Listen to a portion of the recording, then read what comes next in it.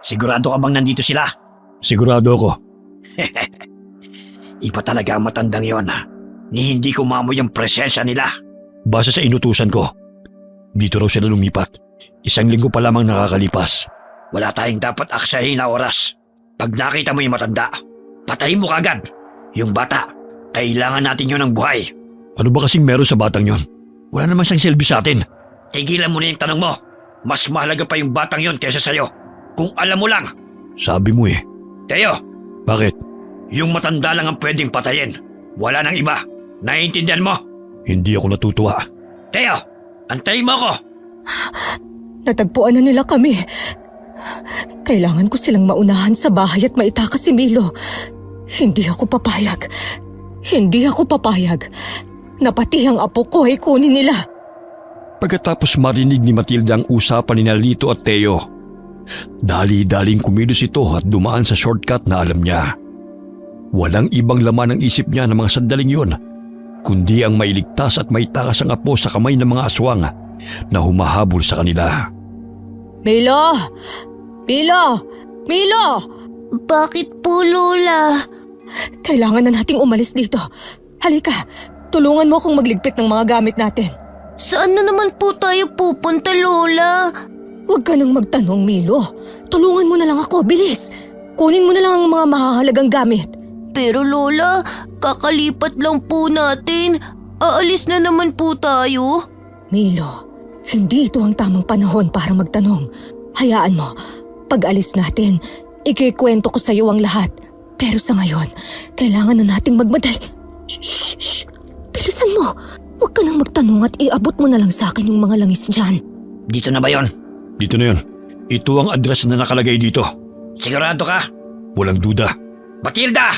Alam kong nariyan ka! Ibigay mo na sa amin si Milo! Lola, sino? Shh! Huwag kang maingay, Milo. Bakit hindi na lang natin pasukin? Patayin na lang natin si Matilda para tapos na. Papatayin ka nila? Milo, huwag kang maingay. Dito tayo, bilisan mo.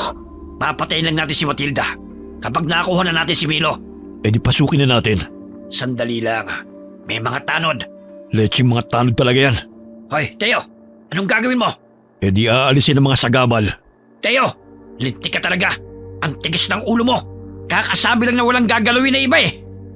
Saglit na natigilan sina Matilda at Milo nang makarinig ng sunod-sunod na sigaw ng mga tanod na nagro-ronda noong gabing yun.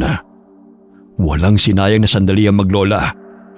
Ginamit nila ang pagkakataong yun para makatakas mula sa mga humahabol sa kanila. Lakad takbo ang ginawa nila sa dilim. Makalayo lamang sa lugar na yun. Makalayo sa mga aswang na gustong kumuha sa kanila. Lola, saan na po tayo pupunta ngayon? Hindi ko alam, Apo. Hindi ko alam. Lola, bakit po kayo umiiyak? Sino po ba sila? Huwag mo na silang alalahanin, Apo.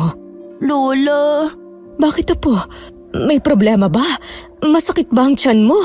nagugutom po ako. Ha? Sandali, may tinapay ako dito. Milo, ang mga mata mo, namumula na naman.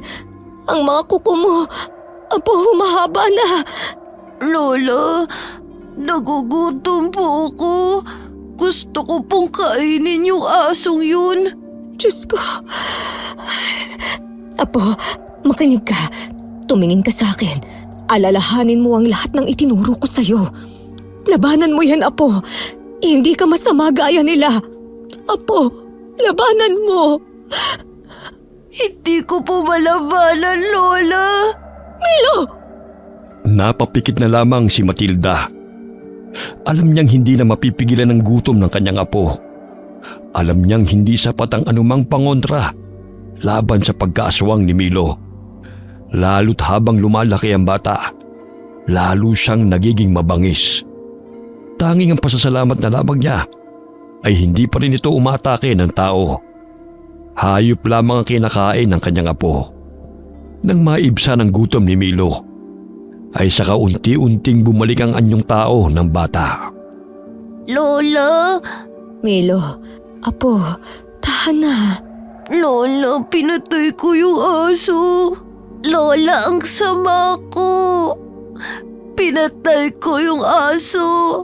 Wala kang kasalanan, Apo. Hindi mo kasalanang ipinanganak kang may kalahating aswang. Lola, ayoko pong maging aswang.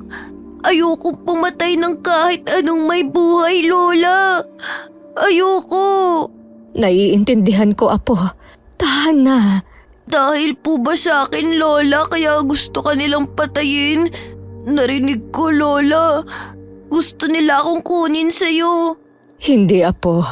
Hindi dahil sa'yo. At hindi ako papayag. Lola, ang sama ko po. Pero Lola, di ko naman po sinasadya eh. Lola, ayokong patayin kanila. Apo, Milo, hindi nila ako papatayin. Hindi papayag si Lola. Naiintindihan mo? Kailangan mong kontrolin ang sarili mo para maprotektahan mo ko. Naiintindihan mo ba? Opo, Lola. O siya, sige na. Tumigil ka na sa pag-iyak. Linisin natin ang kalat mo bago pa may makakitang iba. Pagkatapos mabihisan at malinisan ni Matilda si Milo, nagpasa silang pumunta sa pinakamalapit na baryo.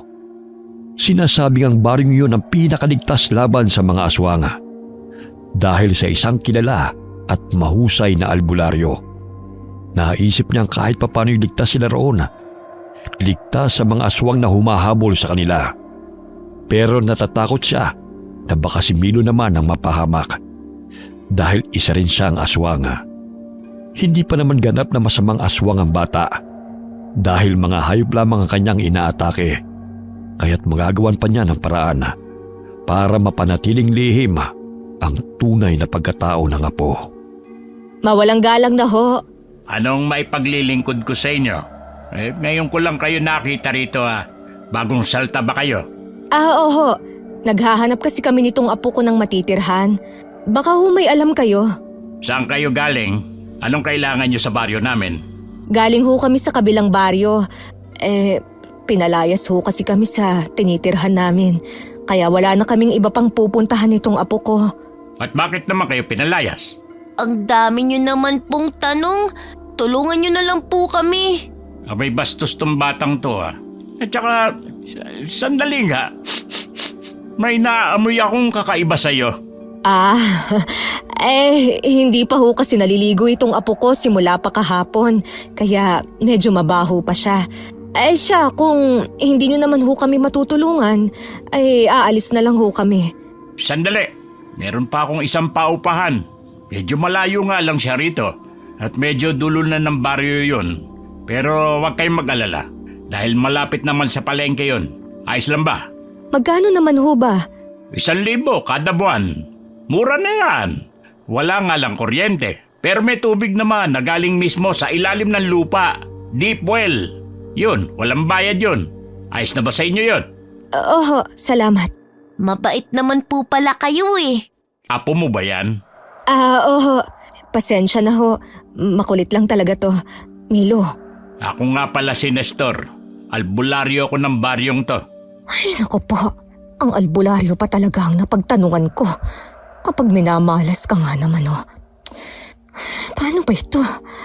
Pero mas ligtas naman siguro kami kung nasa poder kami ng albularyo. Hindi na maghihinala ang mga humahabol sa amin. Saka hindi sila makakalapit dahil takot sila sa mga kagaya niyang manggagamot. O ano? Bakit natulala ka na dyan? Nagbago na ba ang isip mo? Bahala na nga. Hindi po, Manong. Sige po, sasama po kami sa inyo. Uupahan po namin ang bahay na sinasabi ninyo. Oy, sige. Sumunod kayo sa akin. Pagkarating nila sa paupahang sinasabi ni Mang Nestor, ay wala namang kakaibang nakita si Matilda bukod sa medyo napabukod ito sa kabahayan. Pero mas pumabor yun para kay Matilda. Dito na yon. Medyo maliit nga lang, pero dalawa lang naman kayo. Sige, salamat ho. Ito pala ang paunang bayad ko. Sige. Maiwan ko na kayo. Siya nga pala, Ano yon? malayo ho ba rito ang bahay ninyo? May kalayuan din, pero hindi naman sobrang layo. Bakit ba? Wala naman.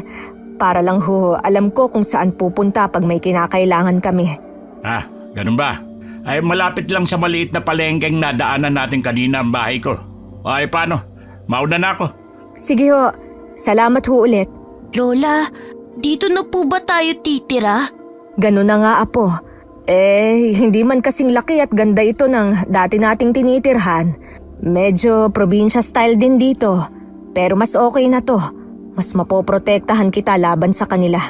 Lola, di ba albularyo yung si Mang Nestor? Oo. Paanong hindi niya po nahalatang aswang ako? Yan din ang ipinagtataka ko. Pero siguro, dahil sa pangontra at proteksyong binigay ko sa'yo, hindi ko akalaing hindi lang sa mga aswang epektibo yun, kundi maging sa albularyo rin pala. Lola, ikaw po gumawa tapos hindi mo po alam? Ikaw talaga, Milo. Kasi, hindi ko pa naman talaga yan naaaral. Sinunod ko lang yung itinuro sa akin noon ng papa ko. Lola, Oh, bakit? sino po ba talaga ang humahabol sa atin, Lola? Kapatid sila ng papa mo, Milo. Po, bakit ka po nila gustong patayin? Dahil gusto ka nilang ilayo sa akin. Bakit po? Mahirap ipaliwanag, apo. Pero ang mahalaga, ligtas tayo sa ngayon. Dito tayo magsisimula ulit. Bukas na bukas, mag-a-apply ako bilang tindera ng isda sa may palengke. Saka, siya nga pala, may natitira pa akong pera dito.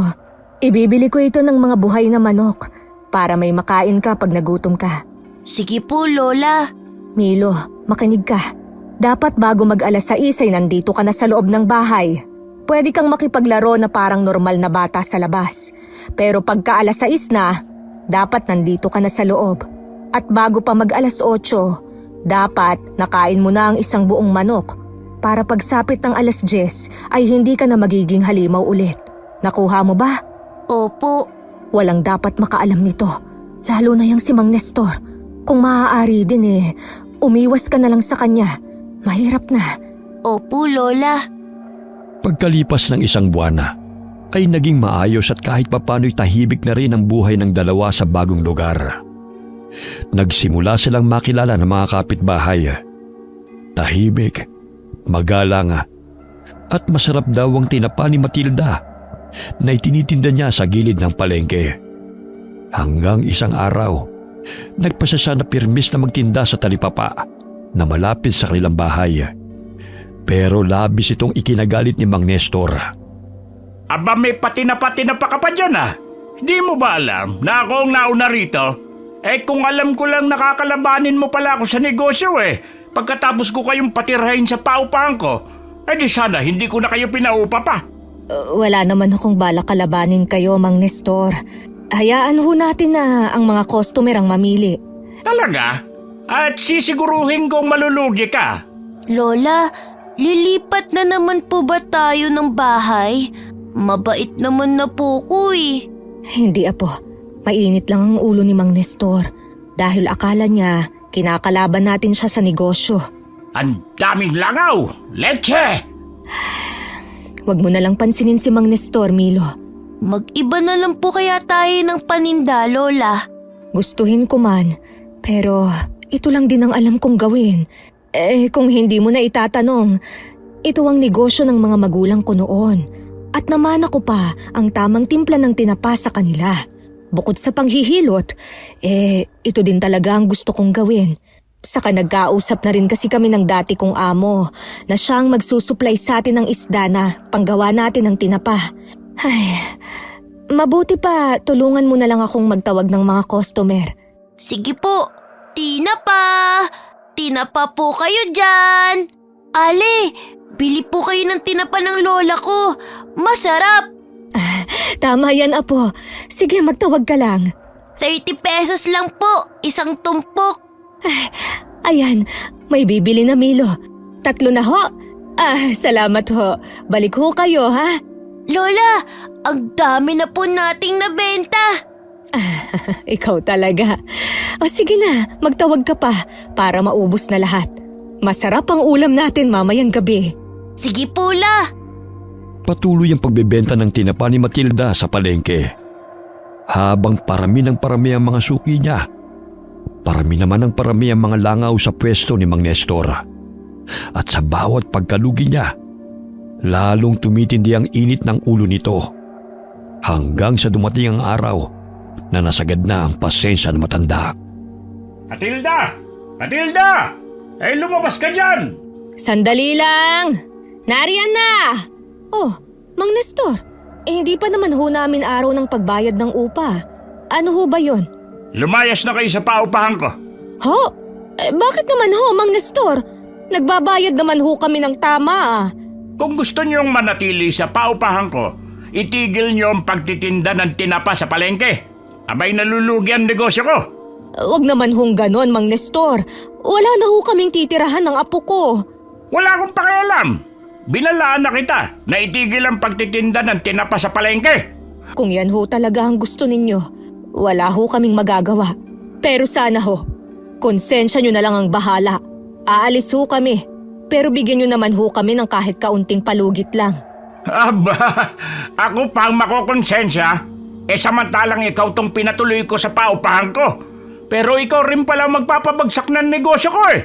Saka hindi ko maipaliwanag ha. Pero alam kong may mali sa inyong maglola. Simula nang tumating kayo at tumira sa paupahan ko, nang hina ang kakayahan ko bilang isang albularyo. Para bang may enerhiyang humaharang o pumipigil dito. Sige, bibigyan ko kayo ng 3 araw. Dapat makaalis na kayo rito. Grabe naman ho, Mang Nestor. Sa 3 araw na yon. Gawin nyo naman hong 1 linggo. Ay, di ko na yung problema. Mabuti nga at sa paupahan ko lang kayo pinalalayas at hindi dito sa baryo namin. Lola, saan na po tayo titira? Hindi ko alam, apo. Hoy, dapat pagbalik ko, wala na kayo dyan. Hindi ko akalaing ganyan pala kasama ang ugali ni Mang Nestor. Napalayas man sila sa paupahan. Hindi nawala ng pag-asa maglola. Sa tulong ng isang suki ni Matilda sa palengke, agad silang nakahanap ng bagong malilipatan. Pumayag din ang may-ari na mag-alaga sila ng manok. Bagay na labis na pinasalamatan ni Matilda. Alam niyang hindi lamang ito pantawid gutom ng apo, kundi proteksyon na rin nila. Milo, apo, halika nga muna. Bakit po, Lola? Mas malapit na tayo ngayon sa maraming tao, kaya kailangan mong mas mag-ingat. Naiintindihan mo? Opo, La. Gaya pa rin ng dating gawi. Dapat nandito ka na bago mag-alas 6 ng gabi. At kung hindi pa rin naiibsan ang pagkagutom mo, pwede kang kumain hanggang 3 manok. Naiintindihan mo ba? Opo. O siya, isuot mo to at wag na wag mong tatanggalin. Naiintindihan mo? Bagong habak po ulit, Lola? Oo, pero mas mapoprotektahan ka niyan. Kaya wag mong wawalain. Kahit papano, mapipigilan din yan ang pagkaaswang mo. Pinagawa ko pa yan sa isang magaling na albularyo sa kabilang baryo. Kaya ingatan mo. Ay, lalo na't palapit na rin ang kabilugan ng buwan. Kung kailan mas lumalakas ka. Sorry po, Lola, kung nagiging halimaw ako. Hindi mo yun kasalanan, apo. Basta pakinggan mo lang ang mga bilin ko. Maliwanag? Opo, Lola. Milo, anong nangyayari? Anong nararamdaman mo? May masakit ba? Nararamdaman ko na po ang buwan, Lola. 8 anyos ka na, kaya mas lumalabas na ang natural mong kapangyarihan. May 1 linggo pa bago ang kabilugan ng buwan, pero nararamdaman mo na agad ito. Ay, halika rito, hihilutin kita. Ayoko po, Lola. Bakit naman? Masakit po kayo maghilot eh. Tiisin mo. Kailangan mo to. Kailangan kong hilutin ang batok, pusod at mga palad mo upang pansamantalang mapigilan ang paglakas ng enerhiya mo. Kahit papano, masasara nito ang bukana ng diwa mo. Lola, hindi ko po kayo naiintindihan. Sige na, apo. Tiisin mo lang. Para rin sa'yo ito. Kahit ayaw ni Milo, napilit pa rin siya ni Matilda. Pinahiga niya sa banig ang bata at pinahiran ng langis ang buong katawan. Marahan pero mariin ang bawat hagod ni Matilda. Sinasabayan ng mahinang bulong ng orasyon ang ginagawa niyang paghilot sa bata. Habang tumatagal ang masahe, lalong sumisidhi ang kirot. Aray! Lola! Dahan-dahan lang po, masakit. Tiisin mo, Apo. Para rin naman sa'yo ito. O siya, tumihaya ka at yung dibdib mo naman ang hihilutin ko. Pwede po bang dahan-dahan lang, Lola? O sige, dadahan-dahanin ko ng kaunti. Ayan, ganyan. Masakit pa rin ba? Kaya na po, Lola. Di na masyadong masakit. Lola, ang init po ng langis. Parang makirot po. Talagang makirot. Dahil nilalabanan ng enerhiya mo ang talab ng langis. Akin na ang kamay mo. Lola, parang inaantok na po ako. Hayaan mo lang, Apo. Huwag mong labanan. Ibig sabihin lang yan ay gumagana na. Kinaumagahan na.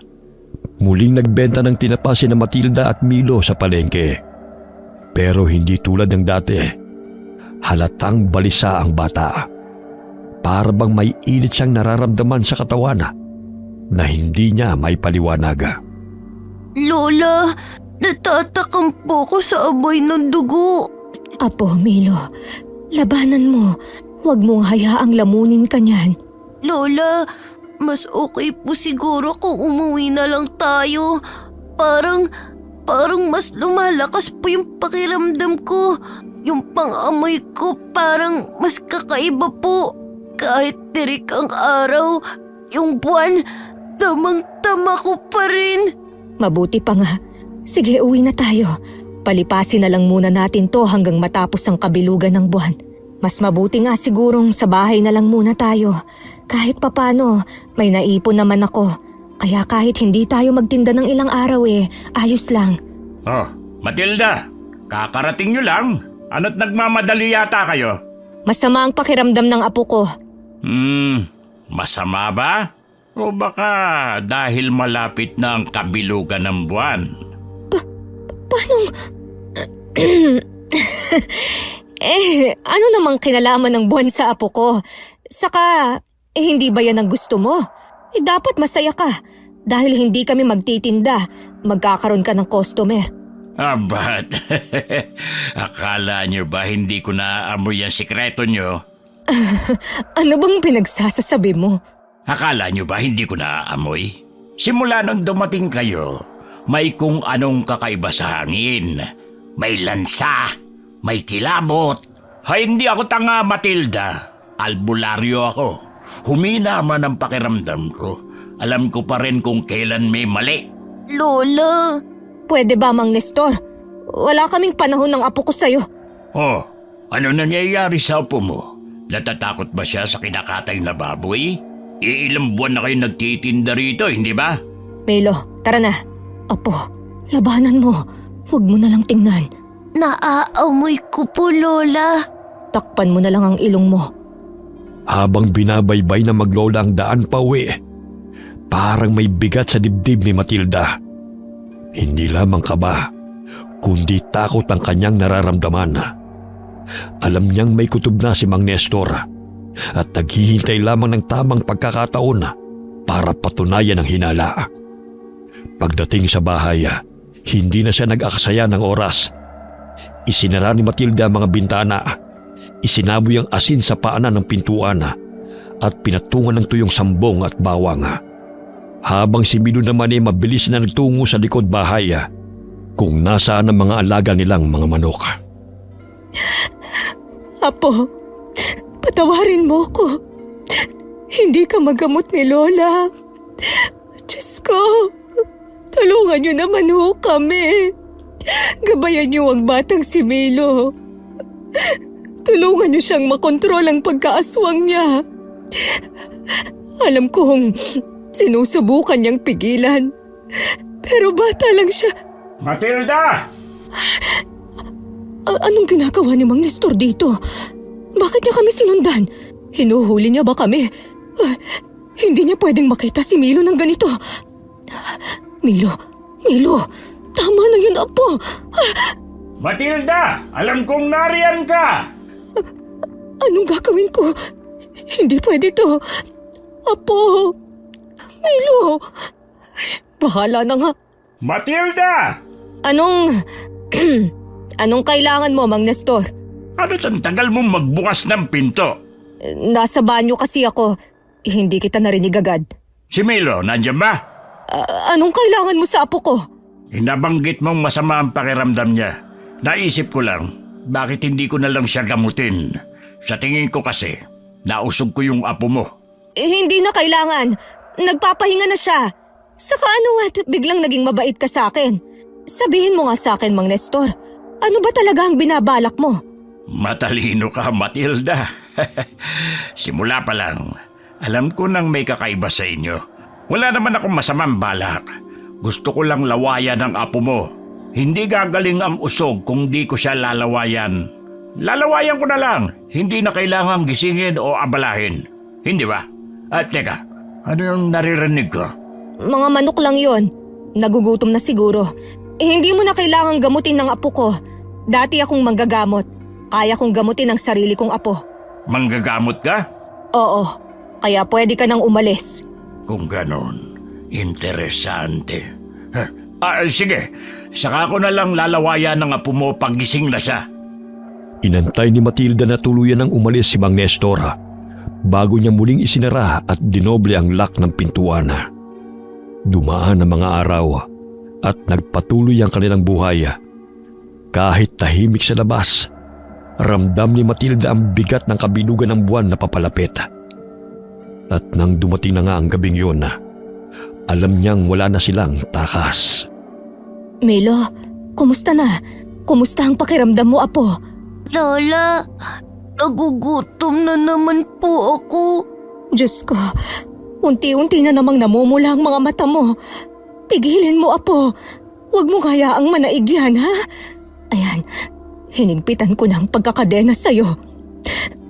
Pasensya ka na kung kailangan kong gawin to sa'yo, ha? Lola, nararamdaman ko na po ang enerhiya ng buwan. Hindi ko na po kaya. Tiisin mo, Milo. Sandali, apo. Ikukuha kita ng buhay na manok. Diyan ka lang, ha? At huwag mong tatanggalin ang pagkakatali ko sa'yo, ha? Lola, Sandali lang, ha? Sandali lang, Milo! Milo! Sandali lang! Milo! Apo! Milo! Lagot na! Nakatakas siya! Oh, Diyos ko! Tulungan niyo naman po ako! Hindi pwedeng makita ng iba si Milo! 9:00 pa lang ng gabi! Marami pang tao sa labas! Kailangan ko siyang habulin! May aswang ako nakita! Doon, sa bandaron! Diyos ko, ang matandang yun! Nandito na naman! Milo! Milo, apo! Nasaan ka na ba? Milo! Milo, sagutin mo si Lola, apo! Hindi ito ang tamang panahon para makipaglaro ng taguan. Malapit nang maging buo ang buwan. Delikado ka sa labas! Doon ko nakita ang hinayupak na aswang na yun! Pumunta siya sa direksyon yun! Huwag niyong hayaang makatakas! Hulihin niyo! Siguruhin niyo mapapatay ang demonyong yun! Matagal nang walang aswang na naminsala sa baryo natin, pero heto na naman! At sigurado kung hindi lang siya nag-iisa! Diyos ko po, ito na nga bang kinatatakutan ko? Kailangan ko silang maunahan bago pa nila tuluyang mapatay si Milo. Sandali! May naamoy ako! Nandito lang sa paligid ang aswang. Matilda, anong ginagawa mo rito sa ganitong oras? Leche, pag minamalas ka nga naman. Delikadong lumabas pagkabilugan ng buwan. Lalo na ngayon na may gumagalang aswang sa baryo. Mas mabuti pa siguro kung umuwi ka na lang at samahan ng apo mo sa bahay. Matilda, nakikinig ka ba? Sino ang tinitignan mo? Nakita mo ba ang lintik na aswang? Ha? Wala. Tiningnan ko lang kung bukas pa yung tindahan. Naisip ko kasing bumili ng delata. Ano yan? Buntot pagi? Grabe naman. Sigurado ka bang aswang yon? Baka naman mabangis lang na hayop. Kasi di ba, itong baryo nyo ang pinakaligtas sa buong probinsya. Hindi ako pwedeng magkamali. Nakikita mo ba to? Kumukulo lang ang langis na to kapag may aswang. Kaya sigurado ako. Ay, sandali nga. Bakit parang balisa ka? Pinagpapawisan ka pa. May tinatago ka ba? May alam ka ba? O baka naman... Wala. Sige na, Mang Nestor. Uuwi na ako. Mag-isa lang kasi si Milo sa bahay. Matilda, nakalimutan mo na yata ang daan pa uwi sa inyo. Hindi dyan ang daan. Hindi. Malabo na kasi ang mata ko. Saka madilim na rin. Ihahatid na kita sa inyo. Hindi na kailangan. Ang ibig kong sabihin, kalaban mo ko sa negosyo. Ako ang naging dahilan ng pagkalugi mo. Kaya, bakit mo ko gustong ihatid? Kaya ko ang sarili ko, Mang Nestor. Salamat na lang. Gusto kong malugi ang negosyo mo. Pero seryosong usapan to. Pwede kang mamatay. Hindi ko hayaang masira ang reputasyon ko bilang albularyo ng dahil lang sa'yo. Sinabi ko na. Kaya ko ang sarili ko. Bigla silang natigilan ng makarinig ng malakas at nakakapanindig balahibo na sigaw ng isang babae mula sa di kalayuan. Mabilis na kumabog ang dibdib ni Matilda. Hindi na siya naghintay ng reaksyon ni Mang Nestor. Sa pagkakataong yun, wala na siyang pakialama. Ang mahalaga sa kanya ay mailigtas si Milo mula sa mga tumutugi sa kanya. Milo! Milo, apo! Lola! Milo! Diyos ko po! Kumusta ka? May masakit ba sa'yo? Nasugatan ka ba ng mga taong humahabol sa'yo? Lola! Ang buwan! Bumababa na ang siklo ng buwan. Mabuti naman. Pero Lola, nasaktan ko yata ng husto yung babae. Ay, Diyos ko. Mabaging langit. Sa palagay ko, buhay pa naman siya. Dito banda nang galing yung sigaw! Bilisan nyo! Nariyan na sila. Bilis, kailangan nating magtago. Pero paano po yung babae? Hayaan mo na si Mang Nestor ang gumamot sa kanya. Tara na, bilis. Magtago tayo dito. Lola! Huwag kang maingay, Milo. Baka marinig nila tayo. Hindi nila pwedeng makita na nandito tayo. May sugatan dito. Sa tingin ko naman ay buhay pa siya. Tulungan niyo ako. Buhatin natin siya. Dahan-dahan lang. Sa tingin ko naman ay nahimatay lang siya. Pero dalhin pa rin natin sa bahay ko para masigurong wala siyang galos o malubhang sugat. Ay, lintik talagang mga aswang yan. Malaman ko lang kung sinong hayop ang nagtatago at nambibiktima dito sa baryo natin. Tatagain ko sa leg. Sa palagay ko wala na sila. Tara na, Milo. At saan sa palagay niyo kayo pupunta? Lintik na. Tara, Milo, bilisan mo. Huwag kang lilingon. Sa palagay niyo ba matatakasan niyo ako? Dahil bahagyang nakayuko si na Matilda at Milo at sakto ring madilim sa bahaging yun. Hindi nakita ni Mang Nestor ang mga mukha nila. Mabilis silang tumakbo palayo sa lugar na yun. Pero bago pa sila tuluyang makalayo, napasigaw si Matilda nang tumama ang buntot pagi sa kanyang likod. Sinasabi ko na nga ba, hindi yun nag-iisa. Hindi na kayo makakalayo. Binabad ko pa sa suka at banal na langis ang buntot pagi kunto. Kaya hindi kayo makakatakas. O mas malala pa, baka mamatay na kayo sa daan. Sandali nga, bakit pamilyar ang dalawang yun? Lola! Milo, hindi.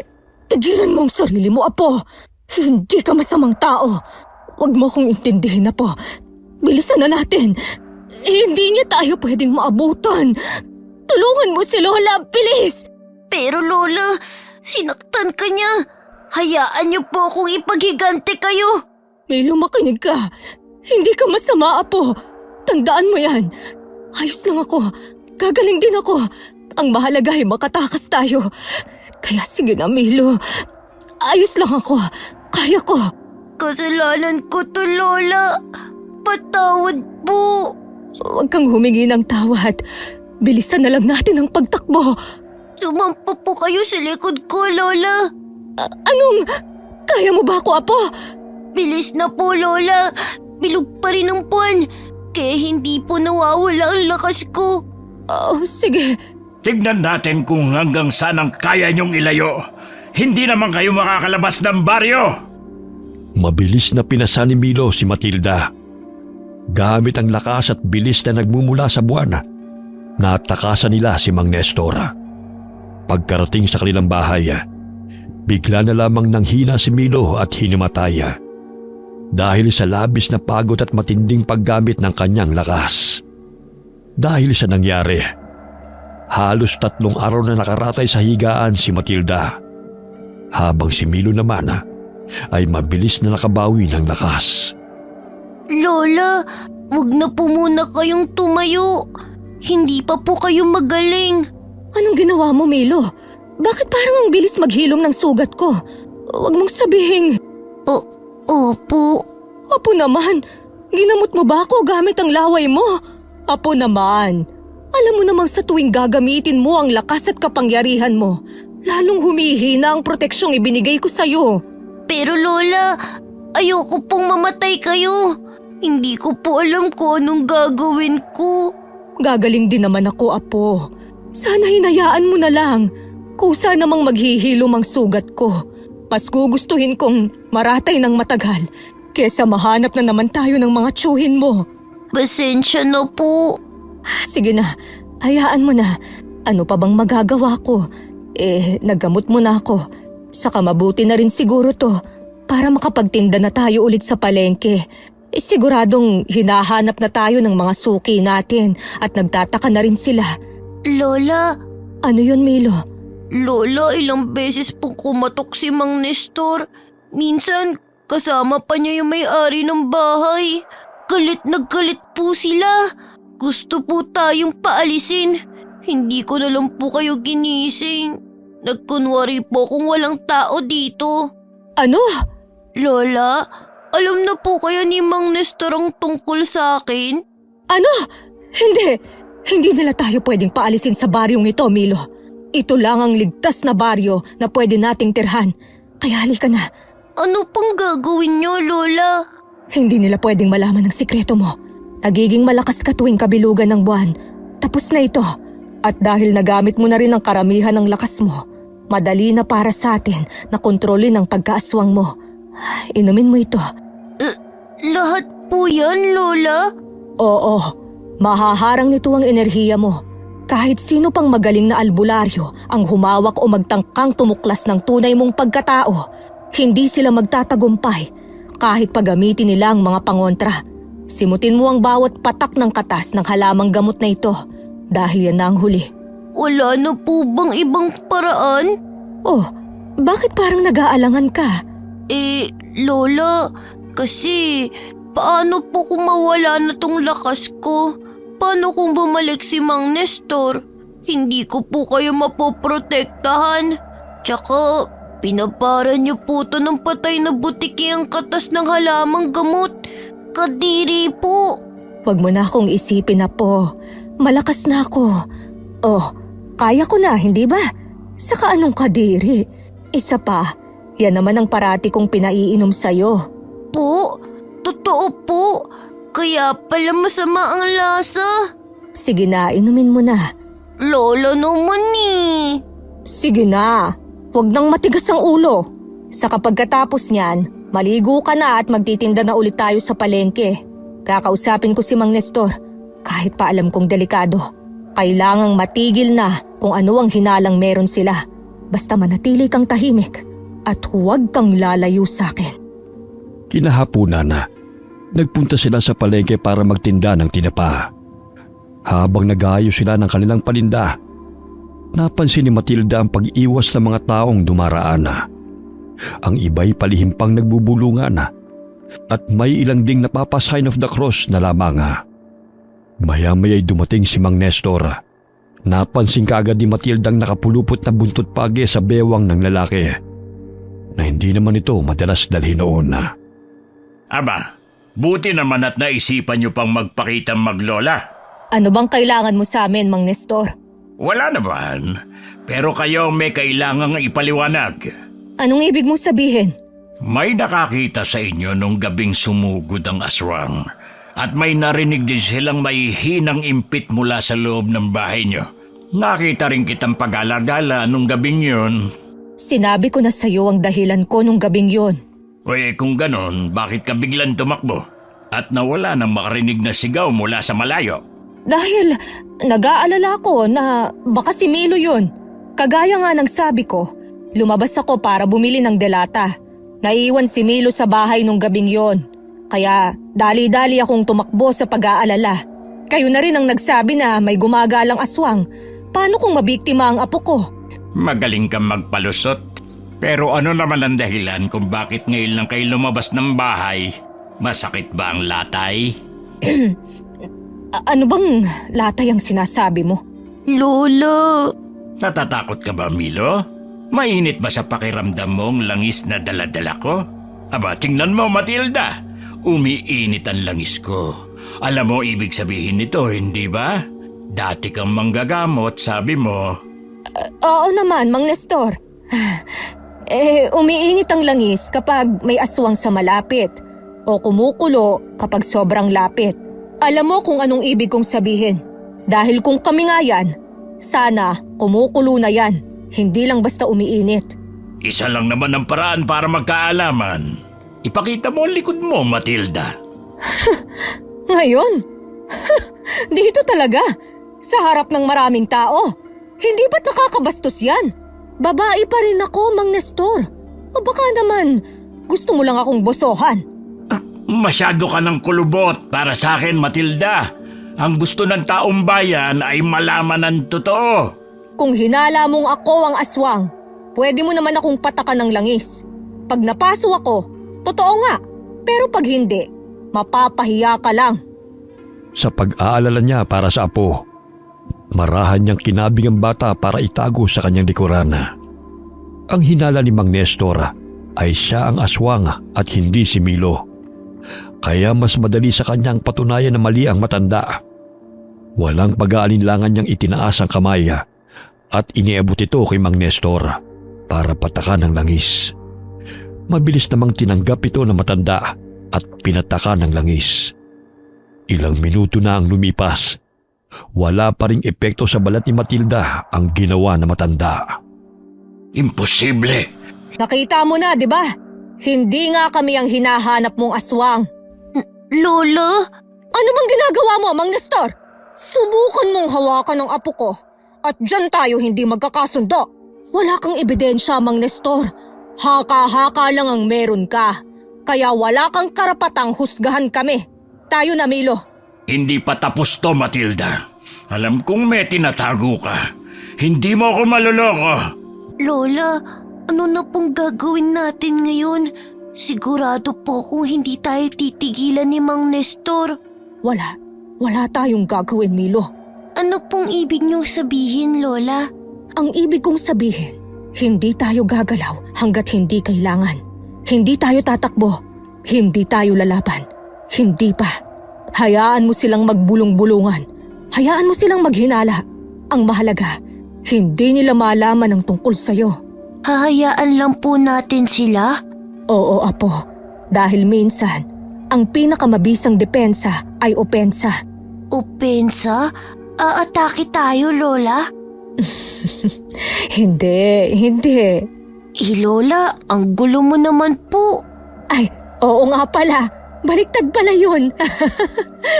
Ang ibig kong sabihin, minsan, ang pinakamabisang opensa ay depensa. Hayaan mo silang maghinala at umatake. Basta't wala tayong ginagawa na kahinahinala, wala rin silang makukuhang ebidensya.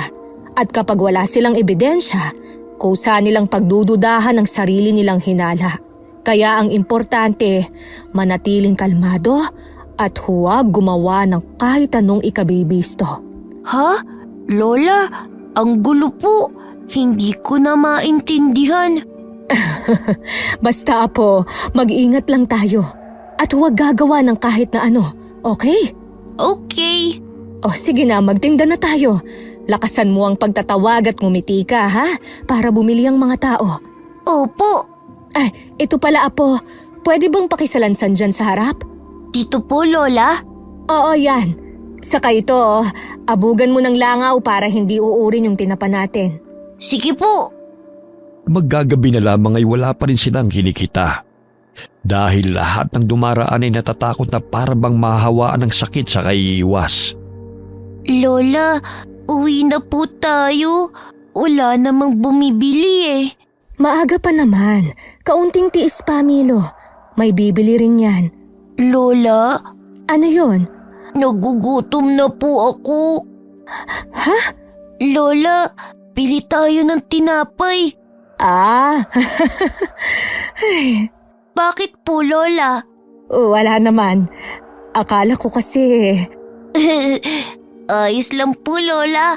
Alam niyo po, pagkatapos ng kabilugan ng buwan, parang gumaan na po ang pakiramdam ko. Ganun ba? Opo. Ay, mabuti kung ganun. O sige, bibili tayo ng tinapay. Saka, mabuti pa nga, umuwi na tayo. Tingin mo ba nandito talaga sila?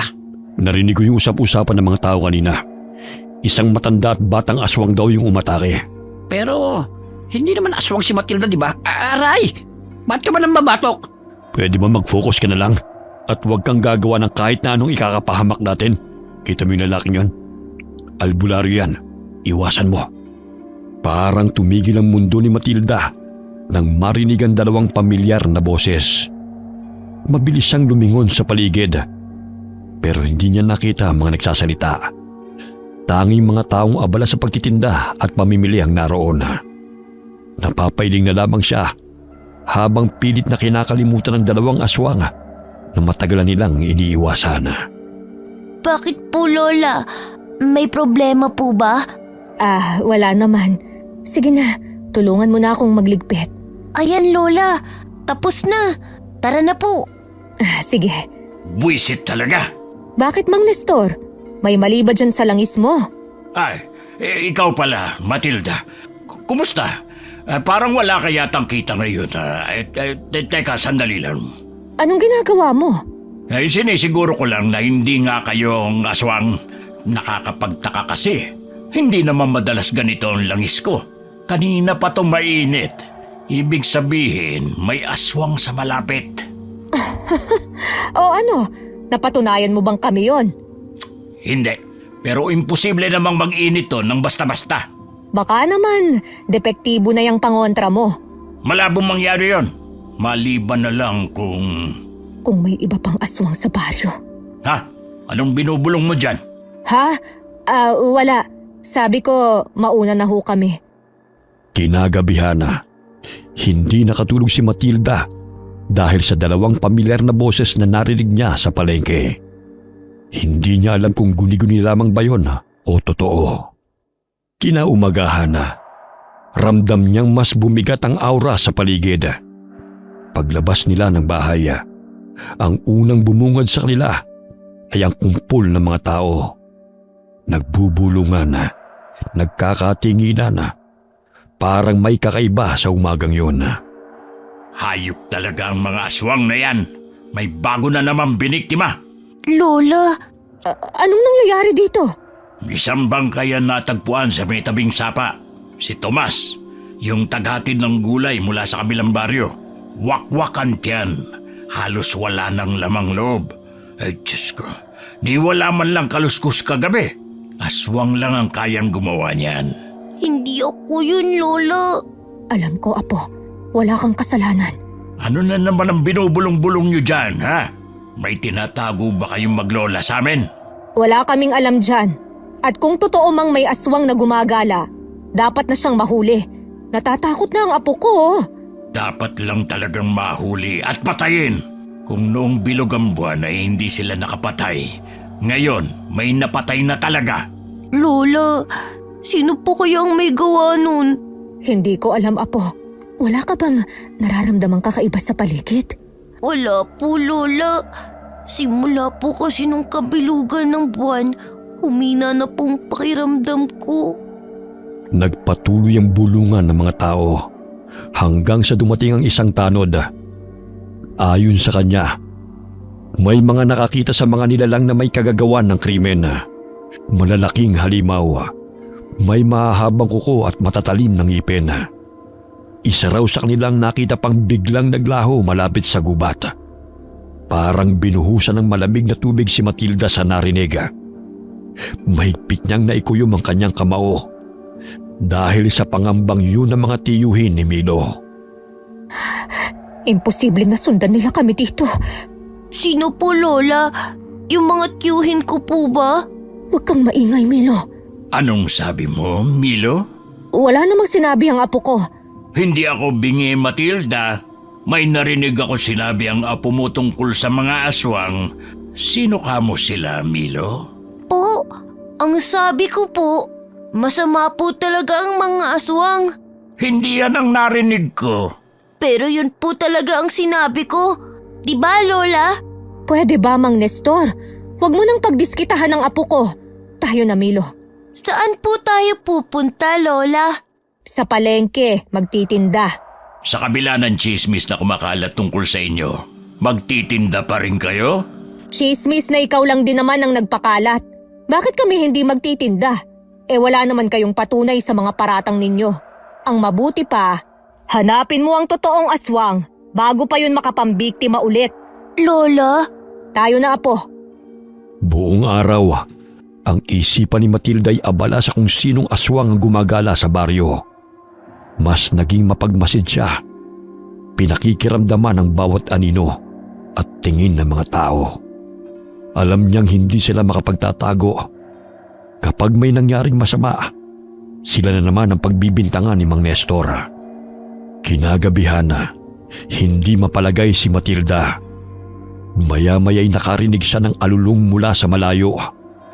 Ilang sandali pa ay nasundan ito ng sigawan ng mga tao. Diyos ko, ano na ba itong nangyayari? Kailan ba kami tatantanan ng mga kamag-anak ni Milo? Doon ang galing ang alulong! Bilis! Lola, umatake na naman po ba sila? Wala yun, apo. Matulog ka na ulit. Mabuti pa siguro, maglagay tayo ng asin sa bawat sulok ng bahay para hindi nila tayo matunton. Sige po, Lola. Tutulong po ako. Baka inaantok ka pa. Ako na lang, kaya ko naman. Hindi na po ko inaantok. Sigurado ka? Opo. O sige, eto, ikalat mo ito sa buong kwarto. Pero iwasan mong dumampi sa balat mo, ha? Ako naman sa kusina at sa sala. Lagyan mo rin ng mga bintana, ha? Sige po. Ha? Sino kayo? Sabi na nga be, dito lang namin kayo mahahanap. Paano? Paano kayong nakapasok? Salamat kay Inang. Binigyan niya kami ng pangontra laban sa mga mahihinang depensa mo. Lumayo ka! Huwag kang lalapit! Bubuhusan kita nitong asin! Huwag mong sasaktan ng lola ko. Milo! Wag! Biglang lumalim ang paghinga ni Milo. Sa loob ng ilang segundo, nagsimulang manginig ang kanyang katawan. Tumayo ang balahibo sa kanyang batok at unti-unting tumubo ang makakapal na balahibo sa kanyang mga braso, leeg at likod. Pumula ang kanyang mga mata. Dahan-dahang humaba ang kanyang mga kuko. Naging matutulis na parang mga patalim. Napasigaw naman si Matilda dahil sa pagkabigla. Hindi pa ginusto ni Milo ang magbagong anyo. Pero dahil sa galit ay nagawa niya. Matapang ka, Milo. Manang-mana kasama mo. Pero hindi mo pa ako kaya, bata. Hindi ka pagganap na aswang. Milo! Oh, Diyos ko! Mabaging langit! Tulungan niyo po ang apo ko! Huwag mong sasaktan ng lola ko. Milo! Ayos ka lang ba? Hindi ko sasasaktan. Kung sasama ka sa akin, hahayaan kong mabuhay ang lola mo.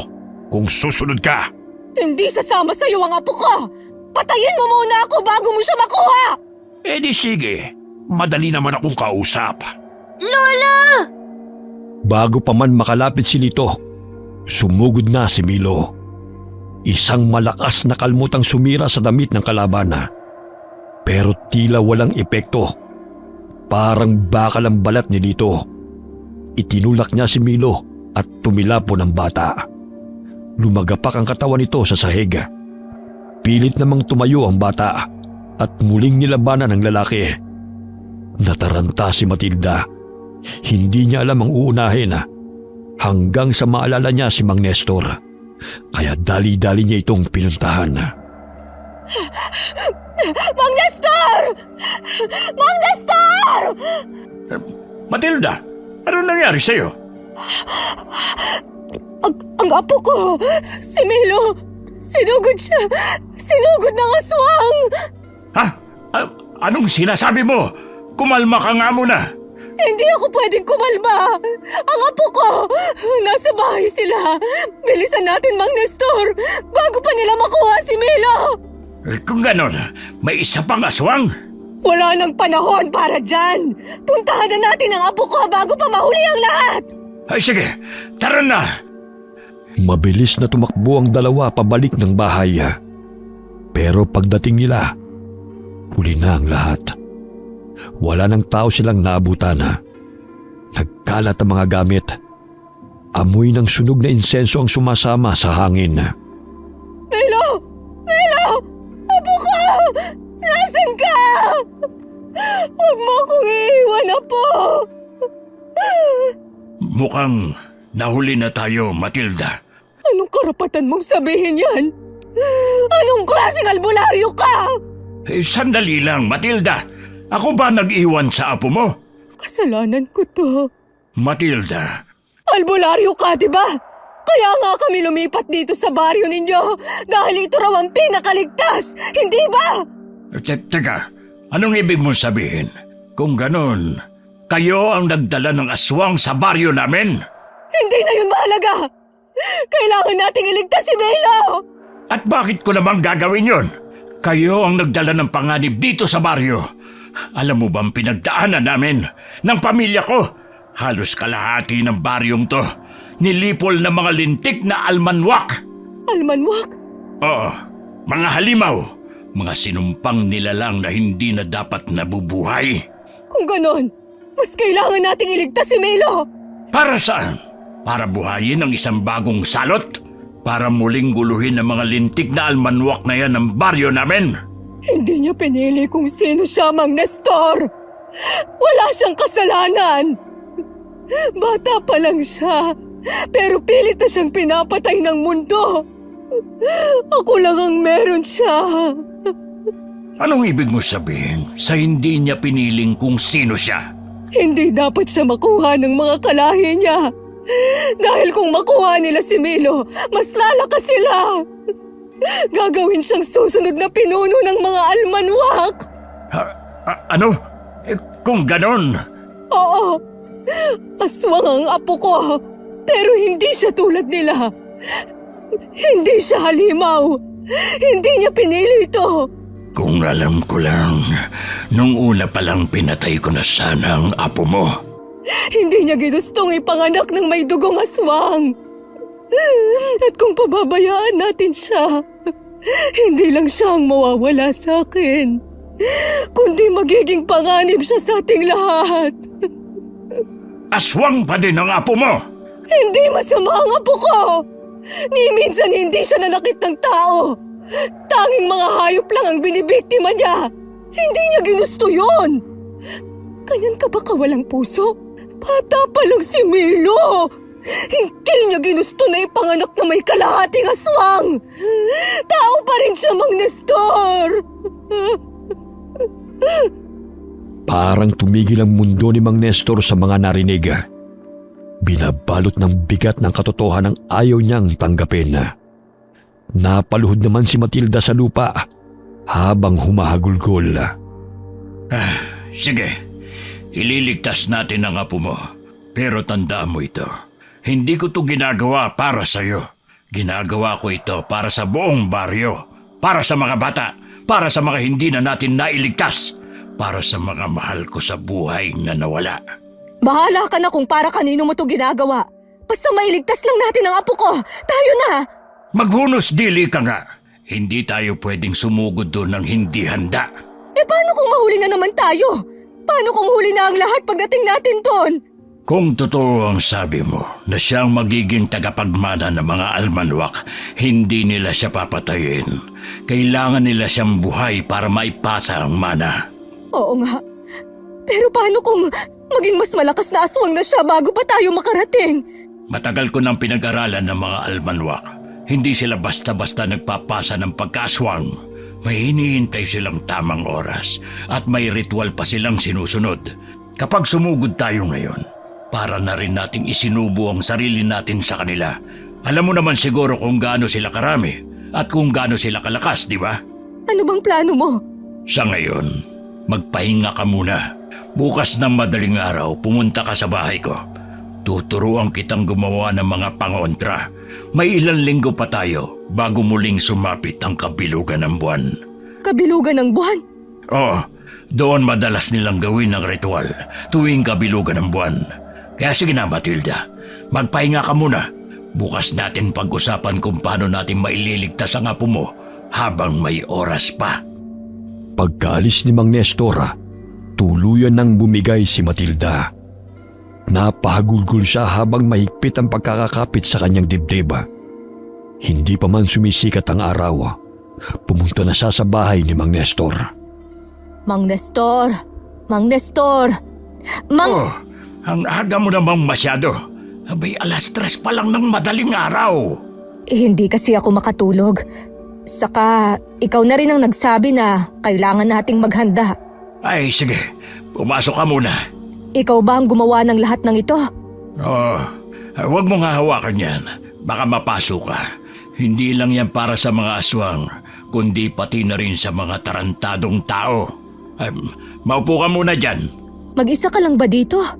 Oh, ako na lang ang natira mula nang ubusin ng mga walang kaluluwang almanwak ang pamilya ko. Ay, sabi mo, kalahating aswang si Milo? Oo, ang anak ko, nagmahal ng isang almanwak. Pero iba siya, hindi siya tulad ng iba. Paanong iba? Mabait ang ama ni Milo. Hindi siya kagaya ng mga almanwak na pumapatay para lang sa dugo. Hindi rin siya tumutugon sa tawag ng lahi niya. Basta, pinili niyang maging tao. Kaso nga lang, nalaman ng inang nila ang tungkol kay Milo. Namatay sa panganganak ang nanay ni Milo. Habang pinatay naman ng mga kalahi niyang almanwak ang ama niya, namatay siyang pinoprotektahan ng mag-ina niya. Pareho lang palang may kasalanan sa atin ng mga buwisit na yun. Pero, alam mo ba kung saan sila matatagpuan? Ay, kape pala. Nagkakape ka ba? Ayos lang. Kumain na rin ako sa bahay bago nagpunta rito. Hindi pa ako nakapunta ron, pero madalas itong ikwento ng ama ni Milo. Paulit-ulit niyang sinasabi, parang gusto niyang ihanda kami sakaling dumating ang araw na ito. Tahimik lamang na nakinig si Mang Nestor kay Matilda habang pinapanday ang mga sundang. Maya-maya'y tinuruan niya si Matilda kung paano ito gamitin. Plinano rin nila ang pagsalakay kasama ang mga mananagisag. 3 araw bago sumapit ang kabilugan ng buwan, saka pa lang tayo susugod dun. Kakausapin ko muna ang grupo ng mga mananagisag. Mananagisag? Anong klaseng grupo yun? Isa silang samahan ng mga tao, karaniwang mamamayan, dating albularyo o mga natutong manggaway. Pinaghalo ang kaalaman nila. Lahat sila'y biktima rin ng mga almanwak at ang hangad nila'y makaganti. Nabuo ang grupo matapos ang malagim na pagsalakay ng mga halimaw dito. 1 taon na ang nakalipas. Tutulong sila sa atin, pero kahit pasama-sama kami, hindi pa rin sapat ang alam namin para talunin sila. Lalo na ang tinatawag nilang inang. Ha? Bakit naman? Dahil ang mga almanwak ay hindi basta-bastang aswang, lalo na ang inang nila. Isang nilalang na isinumpa. Wala siyang kamatayan. Ang tanging paraan lang para mapatay siya ay kung maipapasa niya ang kanyang kapangyarihan. Ano? Kung ganun, hindi pa rin magiging ligtas ang apo ko. Wala tayong magagawa. Hindi natin malalabanan ang sumpang si Satanas mismo ang nagbigay. Pero kung mauubos natin ang buong lahi nila, wala na ring mapagpapasahan na ang inang. Mawawalan siya ng kapangyarihan. Wala na ba talagang ibang paraan? Pwede naman kung tatanggapin ni Milo ang mana. Ano? Hindi pwede yon. Hindi ako papayag na tuluyan nilang gawing halimaw ang apo ko. Hindi ko sinasabing magiging halimaw ang apo mo. Kung malakas ang loob niya, kung kaya niyang labanan ng mana, baka siya ang makaputol ng sumpa. At anong magiging kapalit nun, ha? Alam ko, lahat ng kapangyarihan may hinihinging kapalit. Ang buhay ng apo mo. Kalokohan! Hindi ako papayag! Hindi ako papayag na isusugal natin ang buhay ng apo ko! Wala na ba talagang ibang paraan? Sa tagal kong pinag-aralan ng mga almanwak, yun lang ang tanging nakikita kong paraan. Siguro ang mas maganda, planuhin na muna natin kung paano natin mababawi ang apo mo. Tapos, Bahala na kung paano natin sila uubusin. Gaya na napagkasunduan na, agad nagpunta sina Mang Nestor at Matilda sa kuta ng mga mananagisaga para ilahad ang plano ng pagsagip. Sumang-ayon naman kaagad ang grupo. Wala silang sinayang.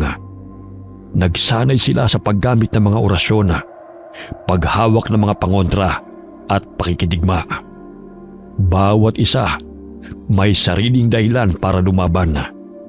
Pero iisa ang layunin, iligtas si Milo at tapusin na ang sumpa ng mga almanwak. Ano yung nilalagay mo sa sahig? Para saan yan? Abuhing buto ng paniki at dinikdik na balat ng punong kamagong. Pananggalang sa mga nilalang na marunong suminghot ng takot. Bawat hakbang mo sa paligid niyan, malilito sila. Amoy patay. Pero sige, anong sunod? Ito naman, dugo ng itim na tandang. Hahalo mo sa dahon ng tanglad at gawing pampaligo. Pampasigla at pananggalang sa mga tinatawag na sumpang tanikala. Lahat na lang may dugo. Kaya siguro ang lalim ng galit ng mga halimaw na yan. Puro sakripisyo ang kalaban nila. At tayo, kung gusto nating lumaban, kailangan din nating matutong magsakripisyo. Kaya ngayon, tuturuan naman kita kung paano gumamit ng latigo. Yung buntot pagi ba? Hindi, mas masakit doon, mas delikado. Ang latigong yan, gawa mismo sa pakpak ng isang almanwak. Pwede pala yun. Oo, pero hindi lahat ng almanwak ay may pakpak. Tanging ang matatanda lang, ang pinakamatatagal na nabubuhay sa kanila, ang nagkakaroon ng ganon. Napatay ko ang isa noon. At bilang paghihiganti, binali ko ang pakpak niya. Kinuha ko ang pinakamahaba at may pinakamatibay na buto. At yon ang ginamit ko para gawin ang latigong ito. Sa tagal ko ng pakikipaglaban sa kanila, napatunayan kong mabisa yon na pangwasak at pamuksa. Kung ganon, mas masakit nga yan. Dahil mismong pakpak nila ang papatay sa kanila. Ganon nga. Kaya sige, pumwesto ka na. Ang latigong gawa sa pakpak ng almanwak ay ibang-iba sa buntot pagi. Mas matigas ito at mas mahirap kontrolin. Kakailanganin mo ng buong lakas sa paggamit nito. Eto, hawakan mo. Bakit mas maliit ito? Buto pa rin yan ng pakpak ng almanwak, pero yung maliit na buto lang. Epektibo rin naman yan at mas madaling gamitin dahil mas malambot ng kaunti. Ay sige na, itaas mo ang kamay mo at tamaan mo yung haliging yon. Ganito ba? Ganyan nga. Mas lakasan mo pa. Araw-araw silang nag-iensayo hanggang sa dumating na ang tamang oras. Ang ikatlong gabi, bago ang mismong kabilugan ng buwan na. Pumunta na sila sa kuta ng mga kalaban na. Palihim silang nagmanman na. Inaral ang bawat kilos ng mga almanwak, pati ang bawat sulok ng kanilang kuta. Nandun si Milo! Shh! Huwag kang maingay. O, Teo, anong sinisilip-silip mo dyan? Ha? Para kasing... wala. Sigurado ka? Oo, Tayo na sa loob. Pinapatawag na tayo ni Inang. sandali lang. Bakit na naman? Ano ba kasing gagawin natin dyan kay Milo? Ba't nandito pa yan? Huwag ka ng maraming tanong. Malalaman mo sa mismong kabilugan ng buwan. Bakit sa kabilugan pa ng buwan? Napapansin ko ang dami niyo yatang nililihim sa akin ni Inang. Parang hindi niyo ako kamag-anak Huwag ka na magdrama dyan. Tayo na sa loob. Hinahanap na tayo ni Inang. Muntik na tayo doon. Ba't hindi pa natin sila inatake? Pagkakataon na yun! Huminahon ka nga, Matilda. Kailangan natin pag-isipang mabuti ang gagawin. Bawat hakbang, kalkulado dapat. Mamayang hating gabi tayo susugod pagkalis nila. Alis? Saan naman sila pupunta? Ang dahilan kung bakit 3 araw bago ang kabilugan tayo susugod ay dahil tamang pagkakataon to para iligtas ang apo mo. Hindi kita naiintindihan. Linawin mo nga. Bago kasi ang mismong kabilugan ng buwan, lumalabas sila upang humanap ng makakain at magpakabusog. Nambibihag din sila ng mga tao para gawing alay pagkatapos ng ritual. Mamaya, pagsapit ng hating gabi, gagawin nila yun. Kaya sasamantalahin natin yun. Sa ngayon, magmasid lang muna tayo. Parang hindi ko kayang magmasid lang habang nakikita ko si Milo na nahihirapan at nakagapos. Tiisin mo muna, Matilda. Kung ayaw mong pumalya ang plano at masagip natin ang apo mo, pigilan mo ang sarili mo. Ah, sino pala yung dalawang aswang kanina? Parang namumukhaan ko sila. Sila ang tiyuhin ni Milo, kapatid ng ama ni Milo. Kung ganon, sila pala ang pumatay kay Tomas. Kagaya ng kanilang napagplanuhan, hinintay nila ang pagsapit ng hating gabi. Saka sila kumilos. Wala na yata sila. Sandali lang. Titiyakin ko muna at mahirap na. Diyan muna kayo. At huwag kayong gagawa ng kahit anong hakbang habang wala pang signal ko.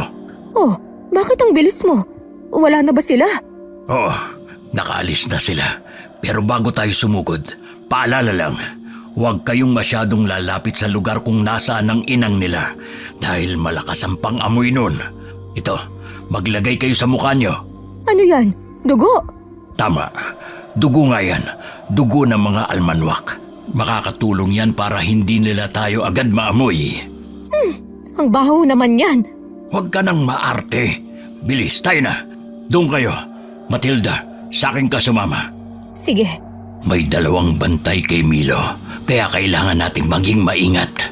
Sandali. May naririnig akong mga yabag. Dito, dali, magtago tayo. Lola. Nasaan ang lola ko? Nandun si Milo. Wala na. Tara, bilis. At saan sa tingin nyo kayo pupunta? Sabi na nga be, may mga dagang umaaligid sa paligid. Kahit pala hindi ako kasama, makakakain pa rin ako.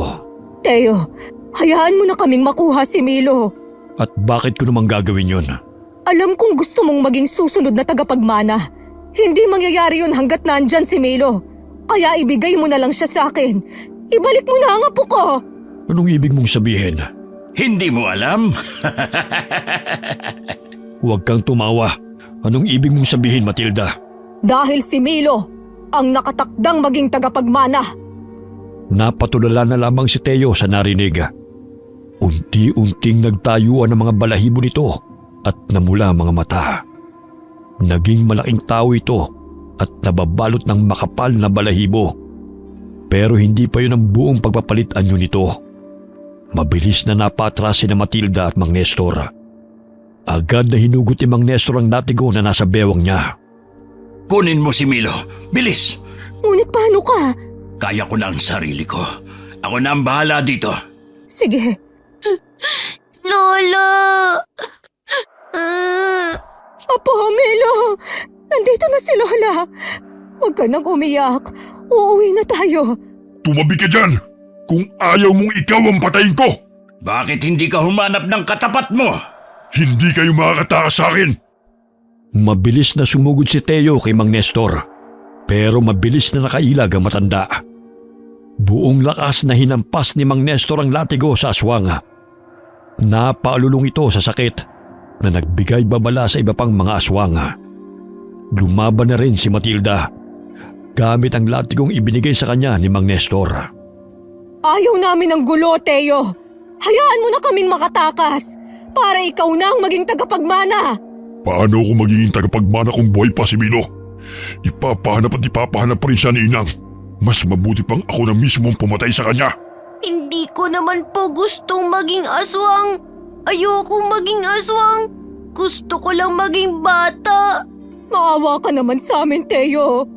Ipinapangako ko sa'yo, hindi ko hahayaang mahanap nilang muli si Milo. Tutulungan kitang maging susunod na tagapagmana. Nababaliw ka na ba, Matilda? Wala na tayong ibang pagpipilian. Tsak pa uwi na ang iba pa. Paano ko makakatiyak na tutupad ka sa usapan? Makinig ka sa akin, Teo. Kung papatayin mo ang apo ko, papatayin ka rin ng mga kalahi mo. Pero kung papalabasin natin na sinugod ka namin at nakatakas kami, hindi magbabago ang tingin sa'yo ng mga kalahi mo. Hindi ka nila pagdududahan. At pagsapit ng kabilugan ng buwan, wala silang ibang pagpipilian kundi ikaw ang gawing tagapagmana. Ang talino mo. Huwag kang magulo. Ano, Teo? Papayag ka ba? Lola, nararamdaman ko na po sila. Ano na? Bilisan mong magpasya! Sige, pumapayag ako. Basta siguraduhin mo hindi na mahanap pang muli si Milo. Dahil sa oras na mahanap ulit siya, hindi na ako magdadalawang isip na patayin siya. Malinaw! Malinaw na malinaw! Asahan mong tutupad kami sa kasunduan. Tara na! Hindi nag-akasaya ng oras si Matilda at Mang Nestor. Agad nilang pinuto ng lubid na nakapulupot sa paa ni Milo. Gamit ang kutsilyong naorasyonan. Binuhat ni Mang Nestor si Milo para mapabilis ang kanilang pagtakas. Pagkauwi nila sa bahay ng matanda, ay ginamot ni Mang Nestor ang bata. Hindi naman malalim ang mga sugat ni Milo, pero marami ito. Umupo ka rito, Milo, na magamot ko yung mga sugat mo. Aray ko po! Ang sakit! Tiisin mo, Milo. Tama ang lola mo, Milo. Tiisin mo para magamot ko ang mga sugat mo. Matilda, ikalat mo pala ang banal na asin sa palibot ng bahay para hindi nila maamoy o masundan ang presensya ni Milo. Sige, nagawa ko na. Kumusta si Milo? Nakatulog na siya, pero hindi ko pa siya tapos gamutin. Kailangan kong maalis ang tandang nilagay sa kanya ng inang nila. Kuha mo nga ako ng isang palangga ng tubig. Mainit na tubig ba? Oo, meron pa yata doon sa termos. Kumuha ka rin ng dahon ng sambong at isama sa pagpapakulo. Nang gabing yun isinagawa ni Mang Nestor ang orasyon kay Milo habang mahimbing itong natutulog. Samantala, nagpapakulo naman ng tubig na may halamang gamot si Matilda. Unti-unting bumalot sa bayang halimuyak ng dahon ng mga halamang gamot at insenso na ginagawa ni Mang Nestor. Iabot mo nga yung bimpo dyan sa tabi mo. Ito bang binabad sa mainit na tubig na may sambong? Oo, saka yung tuyong bimpo na rin. Heto na. Kawawa naman itong apo ko. Ang bata niya pa para pagdaanan lahat ng ito. Kahit mahimbing siyang natutulog, halata pa rin sa kanya ang matinding pagod. Sa palagay ko'y nanlaban tong apo mo, kaya napakaraming sugat. May latay pa ng latigo. Napakawalang iya talaga nila. Ayan, tapos na. Pwede ka na rin magpahinga. Tabihan mo na lang ang apo mo. Sandalit kukuha kita ng unan at kumot. Kinaumagahan na, maagang nagising si Matilda at agad na sinilip si Milo. Mahimbing pa rin ang tulog nito, pero wala nang bakas ng kirot sa mukha. Tahimik siyang nagpunta sa kusina, kung saan abala si Mang Nestor sa pagbabantay sa pinakukuluang halamang gamot. Mukhang gumaan na ang lagay ni Milo. Oo, pero kailangan pa rin niya magpahinga ng gusto. Gising na ba siya? Hindi pa. Mahimbing pa ang pagkakatulog niya. Hayaan mo na lang muna siya. Ano na ang susunod na plano natin? Tsak, susugod ulit sila dito sa baryo para hanapin si Milo. Huwag ka mag-alala. Nasabihan ko na mga mananagisag. Magbabantay sila 24 oras sa baryo. Sa ngayon, magpahinga muna tayo at pag-isipan ang susunod na hakbang. Lola! Si Milo! Milo! Anong nangyari? May masakit ba sa'yo? Huwag ka munang bumangon. Hindi ka patuluyang magaling. Ayos na po ako. Hindi na po masakit. Kahit na, huwag mo munang biglain ang sarili mo. Lola! Bakit apo? Lola! Nakita ko sa panaginip ko yung lalaki kagabi. Sino ron? Yung nakalaban niyo ni Mang Nestor. Si Teo? Opo, siya nga. Nakita ko sa panaginip ko, Lola. Papatayin po siya nila. Masamang panaginip lang yun, apo. Hindi po, Lola eh. Parang totoo po. Parang nandun ako at narinig ko ang mga sinabi nila. Hindi kaya. Ano, Mang Nestor? Hindi kaya may kakayahan si Milo na makita ang hinaharap? Kakayahang makakita ng hinaharap? Gaya ng mga manghuhula? Hindi lang basta gaya ng mga manghuhula. Mas malalim ito. Kung totoong nakita niya, baka may dalawang mata ang batang ito. Isa sa kasalukuyan at isa sa hinaharap. Paano nangyari yun? Posibleng namana niya sa lahi ng tatay niya. Kung ganon, totoo pala ang sabi-sabi. May mga almanwak nga na may kakayahang makita mga mangyayari sa hinaharap. Lola, kung totoo nga po yung panaginip ko, kailangan natin siyang tulungan. Apo, hindi natin siya pwedeng balikan. May kasunduan tayo sa kanya at hindi ko nahahayaang mapahamak ka muli. Pero Lola, kahit anong sama niya, tinulungan niya tayong makatakas. Hindi po ba natin siya kayang tulungan kahit ngayon lang? Tsaka Lola, Nakita ko rin sa panaginip ko na may masamang pangyayaring darating. Nakita ko pong buong baryo, punong-puno ng dugo. Biglang natahimik sina Matilda at Mang Nestor sa sinabi ng bata. Ramdam ni Matilda ang pangingilabot sa mga salitang binitiwan ng kanyang apo. Ang buong baryo, punong-puno ng dugo? Opo, wala pong nakaligtas. Pati yung mga kasama nating tao, nakita ko po silang patay na. Sunog ang mga bahay at may isang matandang babaeng nakatayo sa gitna. Siya pong pumapatay sa lahat. Matandang babae. Hindi ko po makita ang mukha niya pero pakiramdam ko po siya po si Inang. Kung totoo nga ito, hindi lang si Teo ang nasa panganib, kundi tayong lahat. Anong gagawin natin? Kailangang kumpirmahin natin kung may nagalaw na nga ang inang nila. Kung tama ang hinala ni Milo, baka hindi lang kasunduan ang mababasag. Baka kailangan na rin nating lumaban. Baka nga ito na ang tamang panahon para tuluyang lumaban. Lola, kailangan po nating bumalik. Kahit tignan lang po natin kung nasan si Manong. Pakiramdam ko po, kailangan niya tayo. Huwag kang mag-alala, Matilda. Kami na lang ang pupunta roon at magmamanman. Dito na lang muna kayo ni Milo. Samahan mo siya. Mas mabuti nga siguro. Balitaan nyo na lang kami. Sige, dito muna kayo. Pupuntahan ko lang ang grupo. Kinagabihan na, isinagawa ng grupo ni Mang Nestor ang planong pagmamanman. Ilang oras na simula nung umalis sila. Bakit kaya hindi pa rin sila bumabalik? Nararamdaman ko pong ayos lang sila, Lola. Sana nga, Milo. Nandyan na po sila. Dahan-dahan lang, Milo. Hindi ka pa magaling. Pwede mo ba akong ikuha ng tubig, Milo? Sige po. Kumusta? Anong nangyari, Mang Nestor? Masigla na ulit ang apo mo. Oo. Ito na pong tubig. Salamat, Milo. Tama nga ang hinala mo. Nakita naming nakatali si Teo at narinig din namin. Bukas ng hapon, pupugutan nila siya ng ulo. Ano? Lola, kailangan po natin siyang tulungan. Doon ka na muna, Milo. Doon sa kwarto mo. Usapang matatanda ito. Pero Tama ang lola mo, Milo. Sige na, doon ka na muna. Huwag kang mag-alala. Pagpaplanuhan naming mabuti ito. Ano na ang gagawin natin? Susugod kami mamayang madaling araw.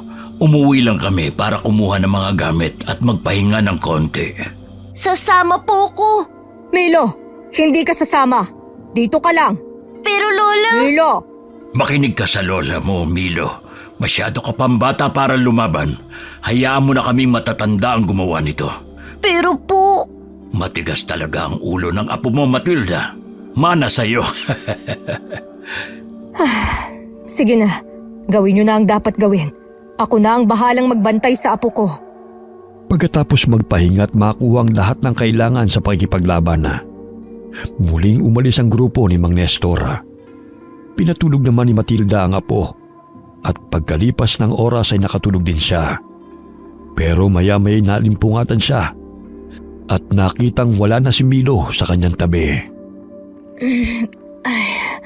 Nakatulog na pala ako. Milo! Milo! Milo, apo! Nasaan ka? Uy, lintik talaga ang batang yon. Huwag mong sabihin, sinundan niya sila Mang Nestor sa kuta ng mga aswang.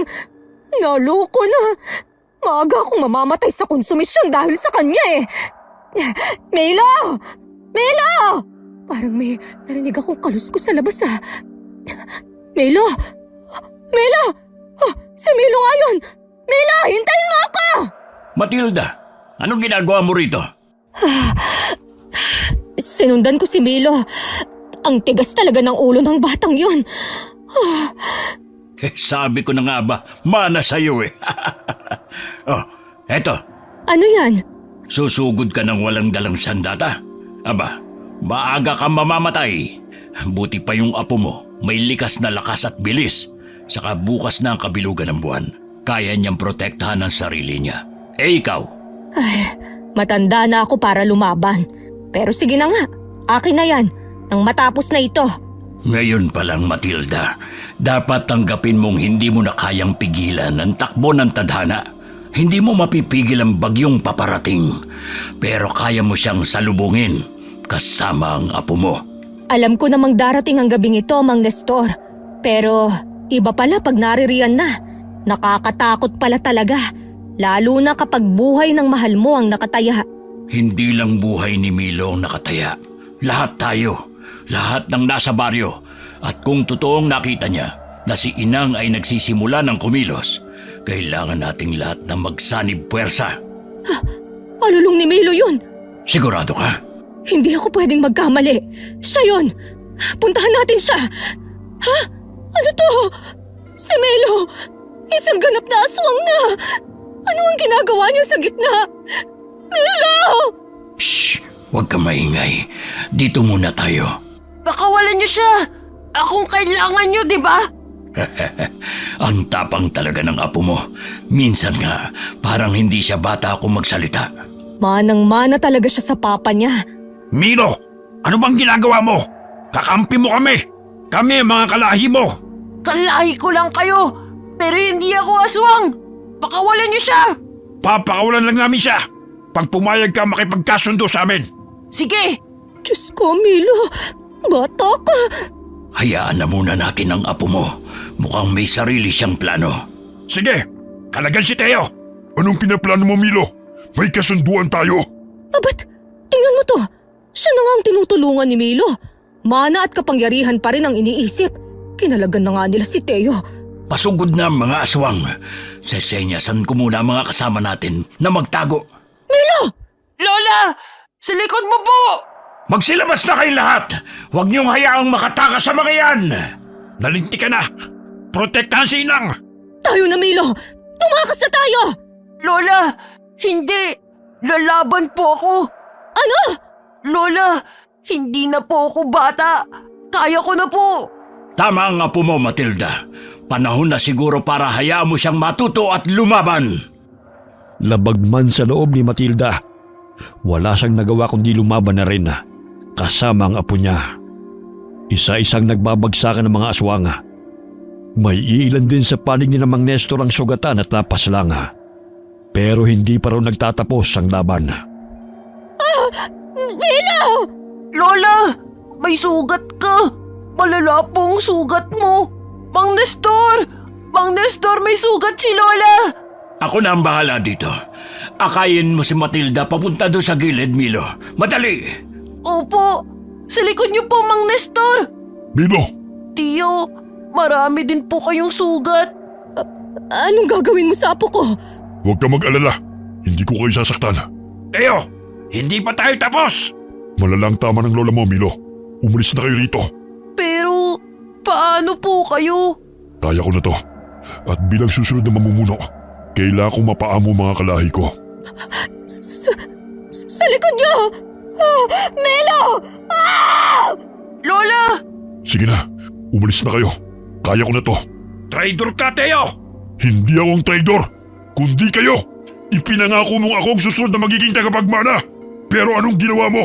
At sa tingin mo ba talaga, karapat dapat ka maging pinuno? Hangal ka! Kung ganun, hindi rin kita kikilalanin bilang isa sa nasasakupan ko. Isa ka ng kalaban. Tama ka. Kaya maglaban tayong dalawa. Pasikat na ang araw. Mang Nestor, umalis na po tayo! Ano? Bakit tayo atras? Malapit na natin silang maubos. Malubha po ang sugat ni Lola. Kailangan niyo po ng tulong niyo. Sa likod niyo, Mang Nestor, may aswang puli. Pambihira. Nababawasan nga sila. Pero ang tagal namang mamatay na mga ito. Umalis na raw po tayo. Sabi po ni Tiyo, siya na ang bahala. Nagtitiwala ka sa tiyo mo. Opo, Mang Nestor. Mabait po siya. Marami na rin po kayong sugat. Milo, Lola! Matilda! Milo, ipasan mo sa likod ko ang lola mo. Bilis! Sigurado po kayo? Kaya niyo po si Lola? Marami na rin po kayong sugat. Oo naman, Milo. Ako pa ba? Bilisan mo! Milo, saan ka pupunta? Mauna na po kayo. Susunod po ako agad. Pagkarating sa bahay ng albularyo, mabilis na nilapatan ng gamot si Matilda para maibsan ang sakit ng kanyang mga sugat. Dahil sa pagod ay nakatulog siya. Pagmulat ng kanyang mga mata, nakita niyang nakaupo sa kanyang tabi si Milo. Lola, gising ka na! Anong nangyari?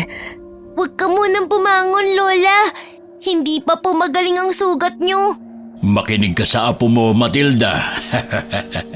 Ang mga aswang, ang iba pa nating kasamahan, kumusta sila? Huwag ka mag-alala. Natalo na natin sila. Salamat sa apo mo. Si Milo, Oh, naalala mo bang nagpaiwan siya? Tinulungan niya ang mga kasamahan nating makaligtas at makauwi. ginawa mo yun, Milo? Opo, Lola. Tsaka bago po ko umalis, natalo na rin po ni Tio Teo si Tio Lito. Tiyo na ang tawag mo sa kanila, ha? Tiyo ko po sila, diba? Kahit masama sila na aswang. Palabiro talaga yung apo mo, pero may punto siya. Pero Lola, saan na po tayo titira ngayon? Sigurado pong pinaalis na tayo doon sa dati nating bahay. Daming sira daw po kasi nung bahay dahil sa atin. Huwag niyong intindihin yun. Pwede naman kayong bumalik sa dati kong pinapaupahan sa inyo. Talaga po? Oo, pero may kapalit yun. Ay, Ano naman ang kapalit, Mang Nestor? Ikaw na magtitinda ng mga tinapa ko. At si Milo, gagawin kong kanang kamay ko sa pagka-albularyo. Gagawin mong albularyo ang apo ko. Oo, makakatulong din yon para matutunan niyang kontrolin ang pagkaswang niya. Aba, aswang pa rin niyang apo mo, no? At hindi ko hayaang makapinsala siya rito sa baryo. Di ba, Milo? po? Gusto mo ba maging albularyo? Opo, kung papayag po si Lola. Yun naman pala eh. Oh, ano, Matilda? Kung makakatulong yun kay Milo, sa sitwasyon niya, papayag ako. Pero, Parang hindi ko gusto yung pero mo, Matilda. Ano ba yun? papayagan mo kung magtinda ng sarili kong gawang tinapa. Aba, hindi hamak naman na mas masarap ang tinda kong tinapa kaysa sayo. Sige ba? Basta hati tayo sa tubo mo. Ang daya mo naman. Abay, sa tindahan ko naman ititinda. Dapat lang, no? Napuno ng tawanan ng tahanan ni Mang Nestor na para bang hindi sila galing sa isang madugong labanan. Lumipas sa mga araw at patuloy na sinanay ng matanda si Milo para makontrol ng bata ang pagiging aswang niya. Isang gabi, habang sinasanay ni Mang Nestor si Milo sa likod bahay, may naramdaman silang dalawang pares ng mga mata na nanonood mula sa di kalayuan. Anong problema, Milo? Para pong may nanonood sa atin, Lola. Akala ko'y guni-guni ko lang. Naramdaman mo rin pala yon, Milo. Opo, Sino naman kaya yun? Parang wala namang tao. Baka mga hayop lang. hindi po eh. Parang... Aswang. Huwag kayong matakot. Ako lamang to. Tiyo, anong ginagawa mo rito? Akala ko ba't nagkasundo na tayo? Hindi ako nandito para manggulo. Gusto ko lang sanang makausap si Milo. Ano po yun? Gusto ko sanang ibigay ito sa'yo. Ano po yan? Yan ang... Yan nga, ang tuway ng pinuno naming sinang. At bakit mo naman ibinibigay yan sa apo ko? Mabisang pangontra at gabayan laban sa mga kagaya namin. Gusto ko lang magpasalamat kay Milo sa pagtulong niya sa akin. Milo, manang-mana ka talaga sa ama mo. Nung nabubuhay pa siya, siya lang ang kakampi ko tuwing napapagalitan ako. Kaya nang mamatay siya, grabe ang galit ko sa inyo. Kaya hindi ko maintindihan kung bakit pilit ka pang pinapahanap ni Inang. Yun pala, ikaw ang napiling magpatuloy ng lahi. Pumunta ka dito para lang talaga dyan. Huwag kayong mag-alala. Hindi na namin muli pang gagambalain ang baryo niyo. Patay na rin ang mga aswang na umatake sa inyo. Salamat din po sa tulong niyo, Tiyo. At aasahan naming tutuparin niyo ang kasunduan natin. Makakaasa kayo. Paano? Aalis na ako. Ay! Anong balak mo? Hindi ka pwedeng mag-anyong aswang dito. Makikita ka ng mga tao, matatakot sila sa'yo. Ay, hehe. Susubukan ko lang sana itong bago kong pakpak. Ay, doon ka sa malayo mag-ensayong lumipad. Huwag dito. Sige ho. Mauna na ho ako. Pasensya na. Pagkatapos ng gabing yun, hindi na muling nagpakita si Teo. Muling naging mapayapa ang baryo. Unti-unting lumakas muli ang negosyo ni Matilda sa pagtitinda ng tinapa. At hindi na rin sila iniiwasan ng mga taga-baryo. Bagamat na natiling lihim sa pagitan ni Mang Nestor, Matilda, Milo, at ng samahang mananagasig ang tunay na katauhan ng bata, nagpatuloy pa rin ang kanyang pag-iensayo. Milo, tama na yan. Halika na at kakain na tayo. Aba, tignan mo nga naman. Sakto pala ang dating ko. Nandito ka pala, Matilda. Lola! Dinalaw ko lang itong si Milo. Halos hindi na umuuwi sa bahay eh. Umuwi ka rin kasi paminsan-minsan dito sa lola mo, Milo. Ayan, nagtatampo na sa'yo. Ay, halika na. Kakain na tayo. Umuuwi naman po ko eh. Ano po palang ulam? Tinapa. Tinapa na naman? Purga na po ako sa tinapa eh. Lola, wala ka bang dalang ulam? Ay, oo nga pala. Meron. Ito oh. Ano po yan, Lola? Tinapa pa rin yan eh. Huwag ka nang magreklamo, Milo. Lola, mag-alaga na lang po tayo ulit ng manok. Mas gugustuhin ko pang araw-araw manok kaysa tinapa. Bakit nga pala hindi ka na nag-aalaga ng manok, Matilda? Para lang naman kasi kay Milo yung mga manok na yun noon. Alam mo na, para pigilan ang pagkagutom niya.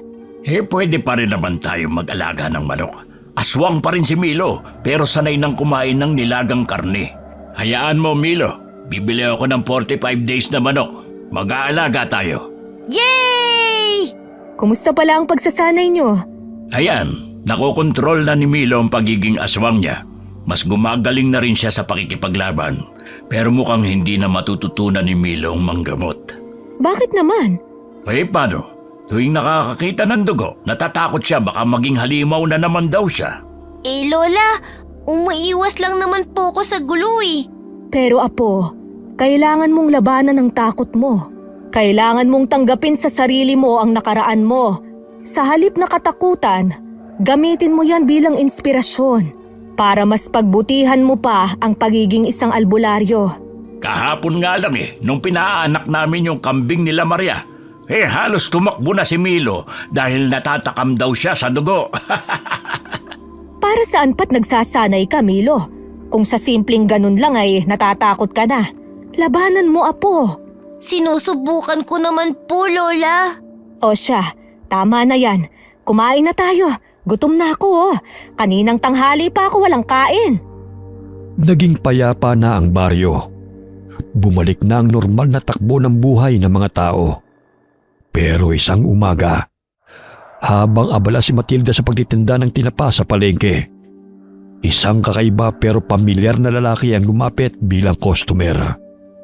Nakasuot ng jacket at nakasombrero para matakpan ang kanyang mukha. Oh, sinobrahan ko na yan ha? Dahil suki naman kita eh. Oh, ano sa'yo? Magkano 1 kilo dito? 100 lang. Pero teka, ang dami yata ng kukunin mo. May tindahan ka ba ha? Wala naman. Paborito ko lang talaga ang tinapa. Ah, ganun ba? Abay, sige, sosobrahan ko na rin. Mabuti ka pa at ayos lang sa tinapa. Alam mo ba ang apo ko? Ay nako, panay ang reklamo. Lagi na lang daw kasing tinapa ang ulam namin.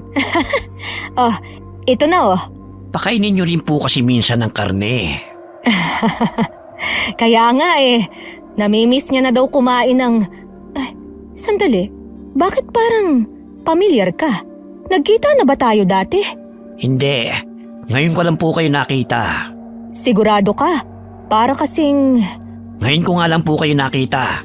Ito na ang bayad ko. Ah, bagong lipat ka lang ba? Oy! Teka, sandali lang!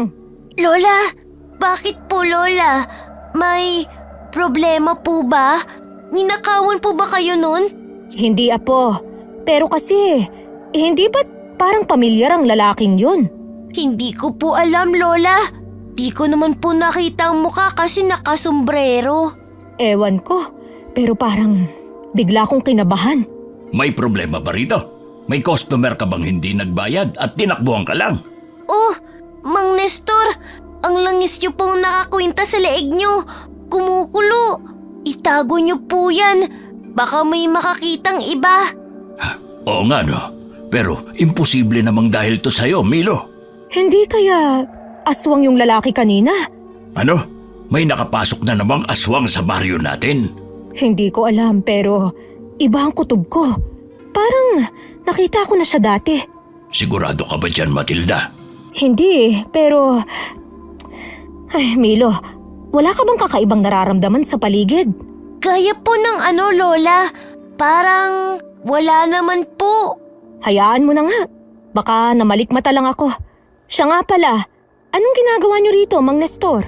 Naisipan lang naming daanan ka. Galing kasi kami sa kampo ng mananagisag. Pero kung totoong ngang may aswang na naman dito sa baryo natin. Kami na pong bahala. Milo, magtigil ka.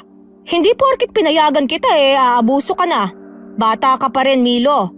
Hindi ko naman pababayaan si Milo, Matilda. Kaya nga po, Lola. Nandyan naman si Mang Nestor eh. Tigilan niyo akong dalawa, ha? Mabuti pa, tulungan niyo akong magbuhat nitong mga paninda ko. Ipasok niyo sa loob. Magsasarado na muna ako ngayon. Tahimik na sumunod sina Milo at Mang Nestor. Habang binubuhat ang mga kahon ng tinapa, papasok sa loob ng kanilang pwesto. Hindi na muling nagsalita si Matilda. Pero kahit abala ang kanyang mga kamay sa ginagawa, hindi mawala sa kanyang isip ang lalaking bumili. Ilang araw ang lumipas at pinuntahan ni Matilda ang apo sa lugar na pinagsasanayan nito kasama si Mang Nestor. Nagdala siya ng pagkain para sa dalawa. Tama na yan! Kakain na tayo! Malapit na kaming matapos. Sandali na lang. Ay, isa pa. Masigpitan mo ang hawak ng itak. Ibuka mo ang mga paa mo. Aray! Pwede po bang mamaya na natin to ituloy? Gutom na po ako eh. Ang sabihin mo, tinatamad ka lang. Sige, isa pa. Ampa! Madali kang mapapatid kung ganyan ang tindig mo. Pagod na po talaga ako, Mang Nestor. Kumukulo na po ang tiyan ko. Paano ka makakatagal sa laban yan kung parati kang nagpapadaig sa pagkulo ng tiyan mo? Kaunting pasensya, Mang Nestor. 8 anyos lang yung tinuturuan mo. Ay, kaya niya naman kasi yan. Sadyang tinatamad lang siya. Ay, sige. Yung latigo naman. Tamaan mo ang latang yun. Ay, kumain muna kayo bago lumamig yung niluto ko. Pwede namang ituloy yan mamaya. O sige na, tama na muna yan, Milo. Daig mo pang walang kain ng 1 buwan sa lamya. Ay, sa paghawak ng latigo, mas gumagaling ka na. Pero sa itak, kailangan mo pa magsanay. Opo, tsaka kaya ko naman po, Mang Nestor. Gutom na po kasi talaga ako eh. O siya, tara na. Kumain na tayo. Ano po palang ulam, Lola? Huwag niyo pong sabihin, tinapa na naman. Siyempre hindi. Manok naman ang ulam natin ngayon. Nilagang manok. Ayos! Ano yun? Narinig niyo rin po bang ingay na yun? Oo, mukhang malapit lang. May bago na namang nakapasok sa baryo natin. Sa palagay ko, aswang nga yung lalaking nakita ko sa palengke nung nakaraang araw. Ay, Diyos ko naman. Kailan ba matatapos ang ganitong buhay? Palagi na lang tayong pinipilit makipaglaban. Palaging may banta. Ay, siya nga pala, Milo. Milo? Milo! Ba't tignan mo yung apo mo? Tinakbuhan ako. Talagang mas mahalaga sa kanya ang pagkain ngayon. Mabuti pa kumain na lang muna tayo. Mahirap lumaban ng gutom. Isa pa gutom na yung bata, oh. Pero, paano yung aswang? Baka mamaya makabiktima yun. Nandyan naman ang mga mananagisag. Kaya na nila yon. Naririnig mo ba ang sarili mo, Matilda? Hindi to pwedeng baliwalain. Pero hindi din pwedeng baliwalain ang gutom ng tiyan. O tayo na, bilisan mong kumain nang may maabutan ka pa. Baka maubos ito ni Milo. Mang Nestor, kumain na po kayo. Hinanda ko na po mga gagamitin natin. Tapos na rin po ako kumain. Tapos ka nang kumain? Ang bilis mo naman yatang kumain. Akala ko ba'y pagod ka na? Malakas na po ulit, nakakain ni. Yan ba yung bagong hasa kong itak? Opo, dala ko rin po itong binabad nyo sa langis na latigo. Kapwa aswang mo lang palang makakapagpakulo ng dugo mo. Paano? Tara na! Sandali! Mang Nestor, hindi ka pa kumakain! Mamaya na lang pagbalik ko. Matibay naman tong sikmura ko eh. Ay, Diyos ko. Mag-iingat kayo, ha? Opo, Lola. Babalik po agad kami. Mabilis na tumakbo sina Mang Nestor at Milo para puntahan ang ingay na kanilang narinig. Dala nila ang itak at latigo na panlaban sa mga halimaw. Walang pinipiling oras ang labanana, kaya kahit walang laman ng tiyana, mas pinili ni Mang Nestor ang tulungan ng nangangailangan. Namuhay na siyang nagtatanggol sa inaapi at binibiktima ng mga aswanga. Dahil sa kanyang dedikasyon, naituro din niya kay Milo ang ugaling matulungin at palaging pumanig sa kabutihan. Pinagmasdan naman ni Matilda ang dalawa habang tumatakbong palayo. Nagdarasal para sa kaligtasan ng dalawa. Hanggang sumapit ang kalaliman ng gabi, kumatok sa pinto si Mang Nestor. Bumungad sa kanya ang lalaking karga si Milo. Nakatulog ang bata dahil sa pagod mula sa pakikipaglaban sa bagong saltang aswanga. Pero matagumpay na natalo nila ang halimaw. Ngumiti ng malapad si Matilda at hinaplos ang pisngi ng apo habang pinagmamasdan itong natutulog ng mahimbing. Alam niyang hindi na niya mapipigilan ang bata na maging aswang na tagapagtanggol ng kanilang baryo. Kaya palagi lang siyang nasa likod, sumusuporta at gumagabay. Okay, sana po nagustuhan niyo ang kwento ni Matilda at ng apo niyang si Milo. Shout out po tayo kay Ruby Caballero from Oman. Shout out sa family ni Menjelin Losada sa Estacia, Iloilo. Ganon din sa Basbas family at Losada family. Hi daw po sa mga taga Iloilo, galing kay Rhea Ping from Singapore. Hi kay Fidel Salazar from Canlubang. Shout out po kay Dina Rosette at sa lahat po ng nakikinig sa atin dyan sa Boutique Fadja Salam sa Jeddah, Saudi Arabia. Hi po kay Almas Naong from Kuwait. Hi po kay Marian Delta Fuente from Kuwait. Hi kay Jocelyn Nazareno from Riyadh. Shout out sa Larato family, Hatiko family, Latas Salvido family, Jau Colan family. Hi po kay Lucita Reyes from Aroroy, Masbate. Hi kay Alice Tanglao from Occidental Mindoro. Hi kay Larnie Azurin from Hong Kong. Shout out po sa lahat ng mga nakikinig sa atin dyan sa Hanaya Style, lalo na kay Julie Baruela. Hi kay Gia and Emily from Tacloban, Leyte. Hi kay Neresa Dinagit from Dubai. Hi kay Celine Garcia ng Mere Love Salon. Shout out sa Deloro family at Gonzaga family. Shout out sa ESS Water Patrol Orion Dockyard Incorporated, Orion, Bataan. Hi po kay Jonalyn Marquez from Muscat, Oman. Hi po kay Hani Austria from Tokyo. Shin or Shene Abayon from Pampanga. Hi kay Cherry Ann Espere. Shout out kay Kyle at Kylie at kay Edwin Reyes galing kay Aiko Villesa from Bahrain. Hi kay Sally Albino from Kawayan, Isabela. Shout out sa mga solid income natin na sina Inang Ausa at Rowena Ausa from San Narciso, Quezon. Shout out kina Kaden, Mapu at Tonton. Hi daw sabi ni Lola Ami Yong. Shout out kay Michael Grencio at Brenda Grencio at sa mga roommates niyang sina Elaine, Joyce, Jen, Irene and Mark. Kamusta po kayo dyan sa UAE? Hi kay Rolly Ignacio from Alcobar, Kingdom of Saudi Arabia. Shout out sa Gonzaga family and Depalan family. Hi kay Joey Calderon from Kuwait. Shout out po sa mga anak ni Estela Punzalan. Shout out kay JR Losares at sa mga kasama niyang factory workers sa Lipa, Batangas. Kamusta po kayo dyan? Hi kay Jeneline Rodrigo from Cebu. Hi kay Lito Joe Nakana from Aba, Saudi Arabia. Hi kay Glenda Gilyado from Malaysia. Okay.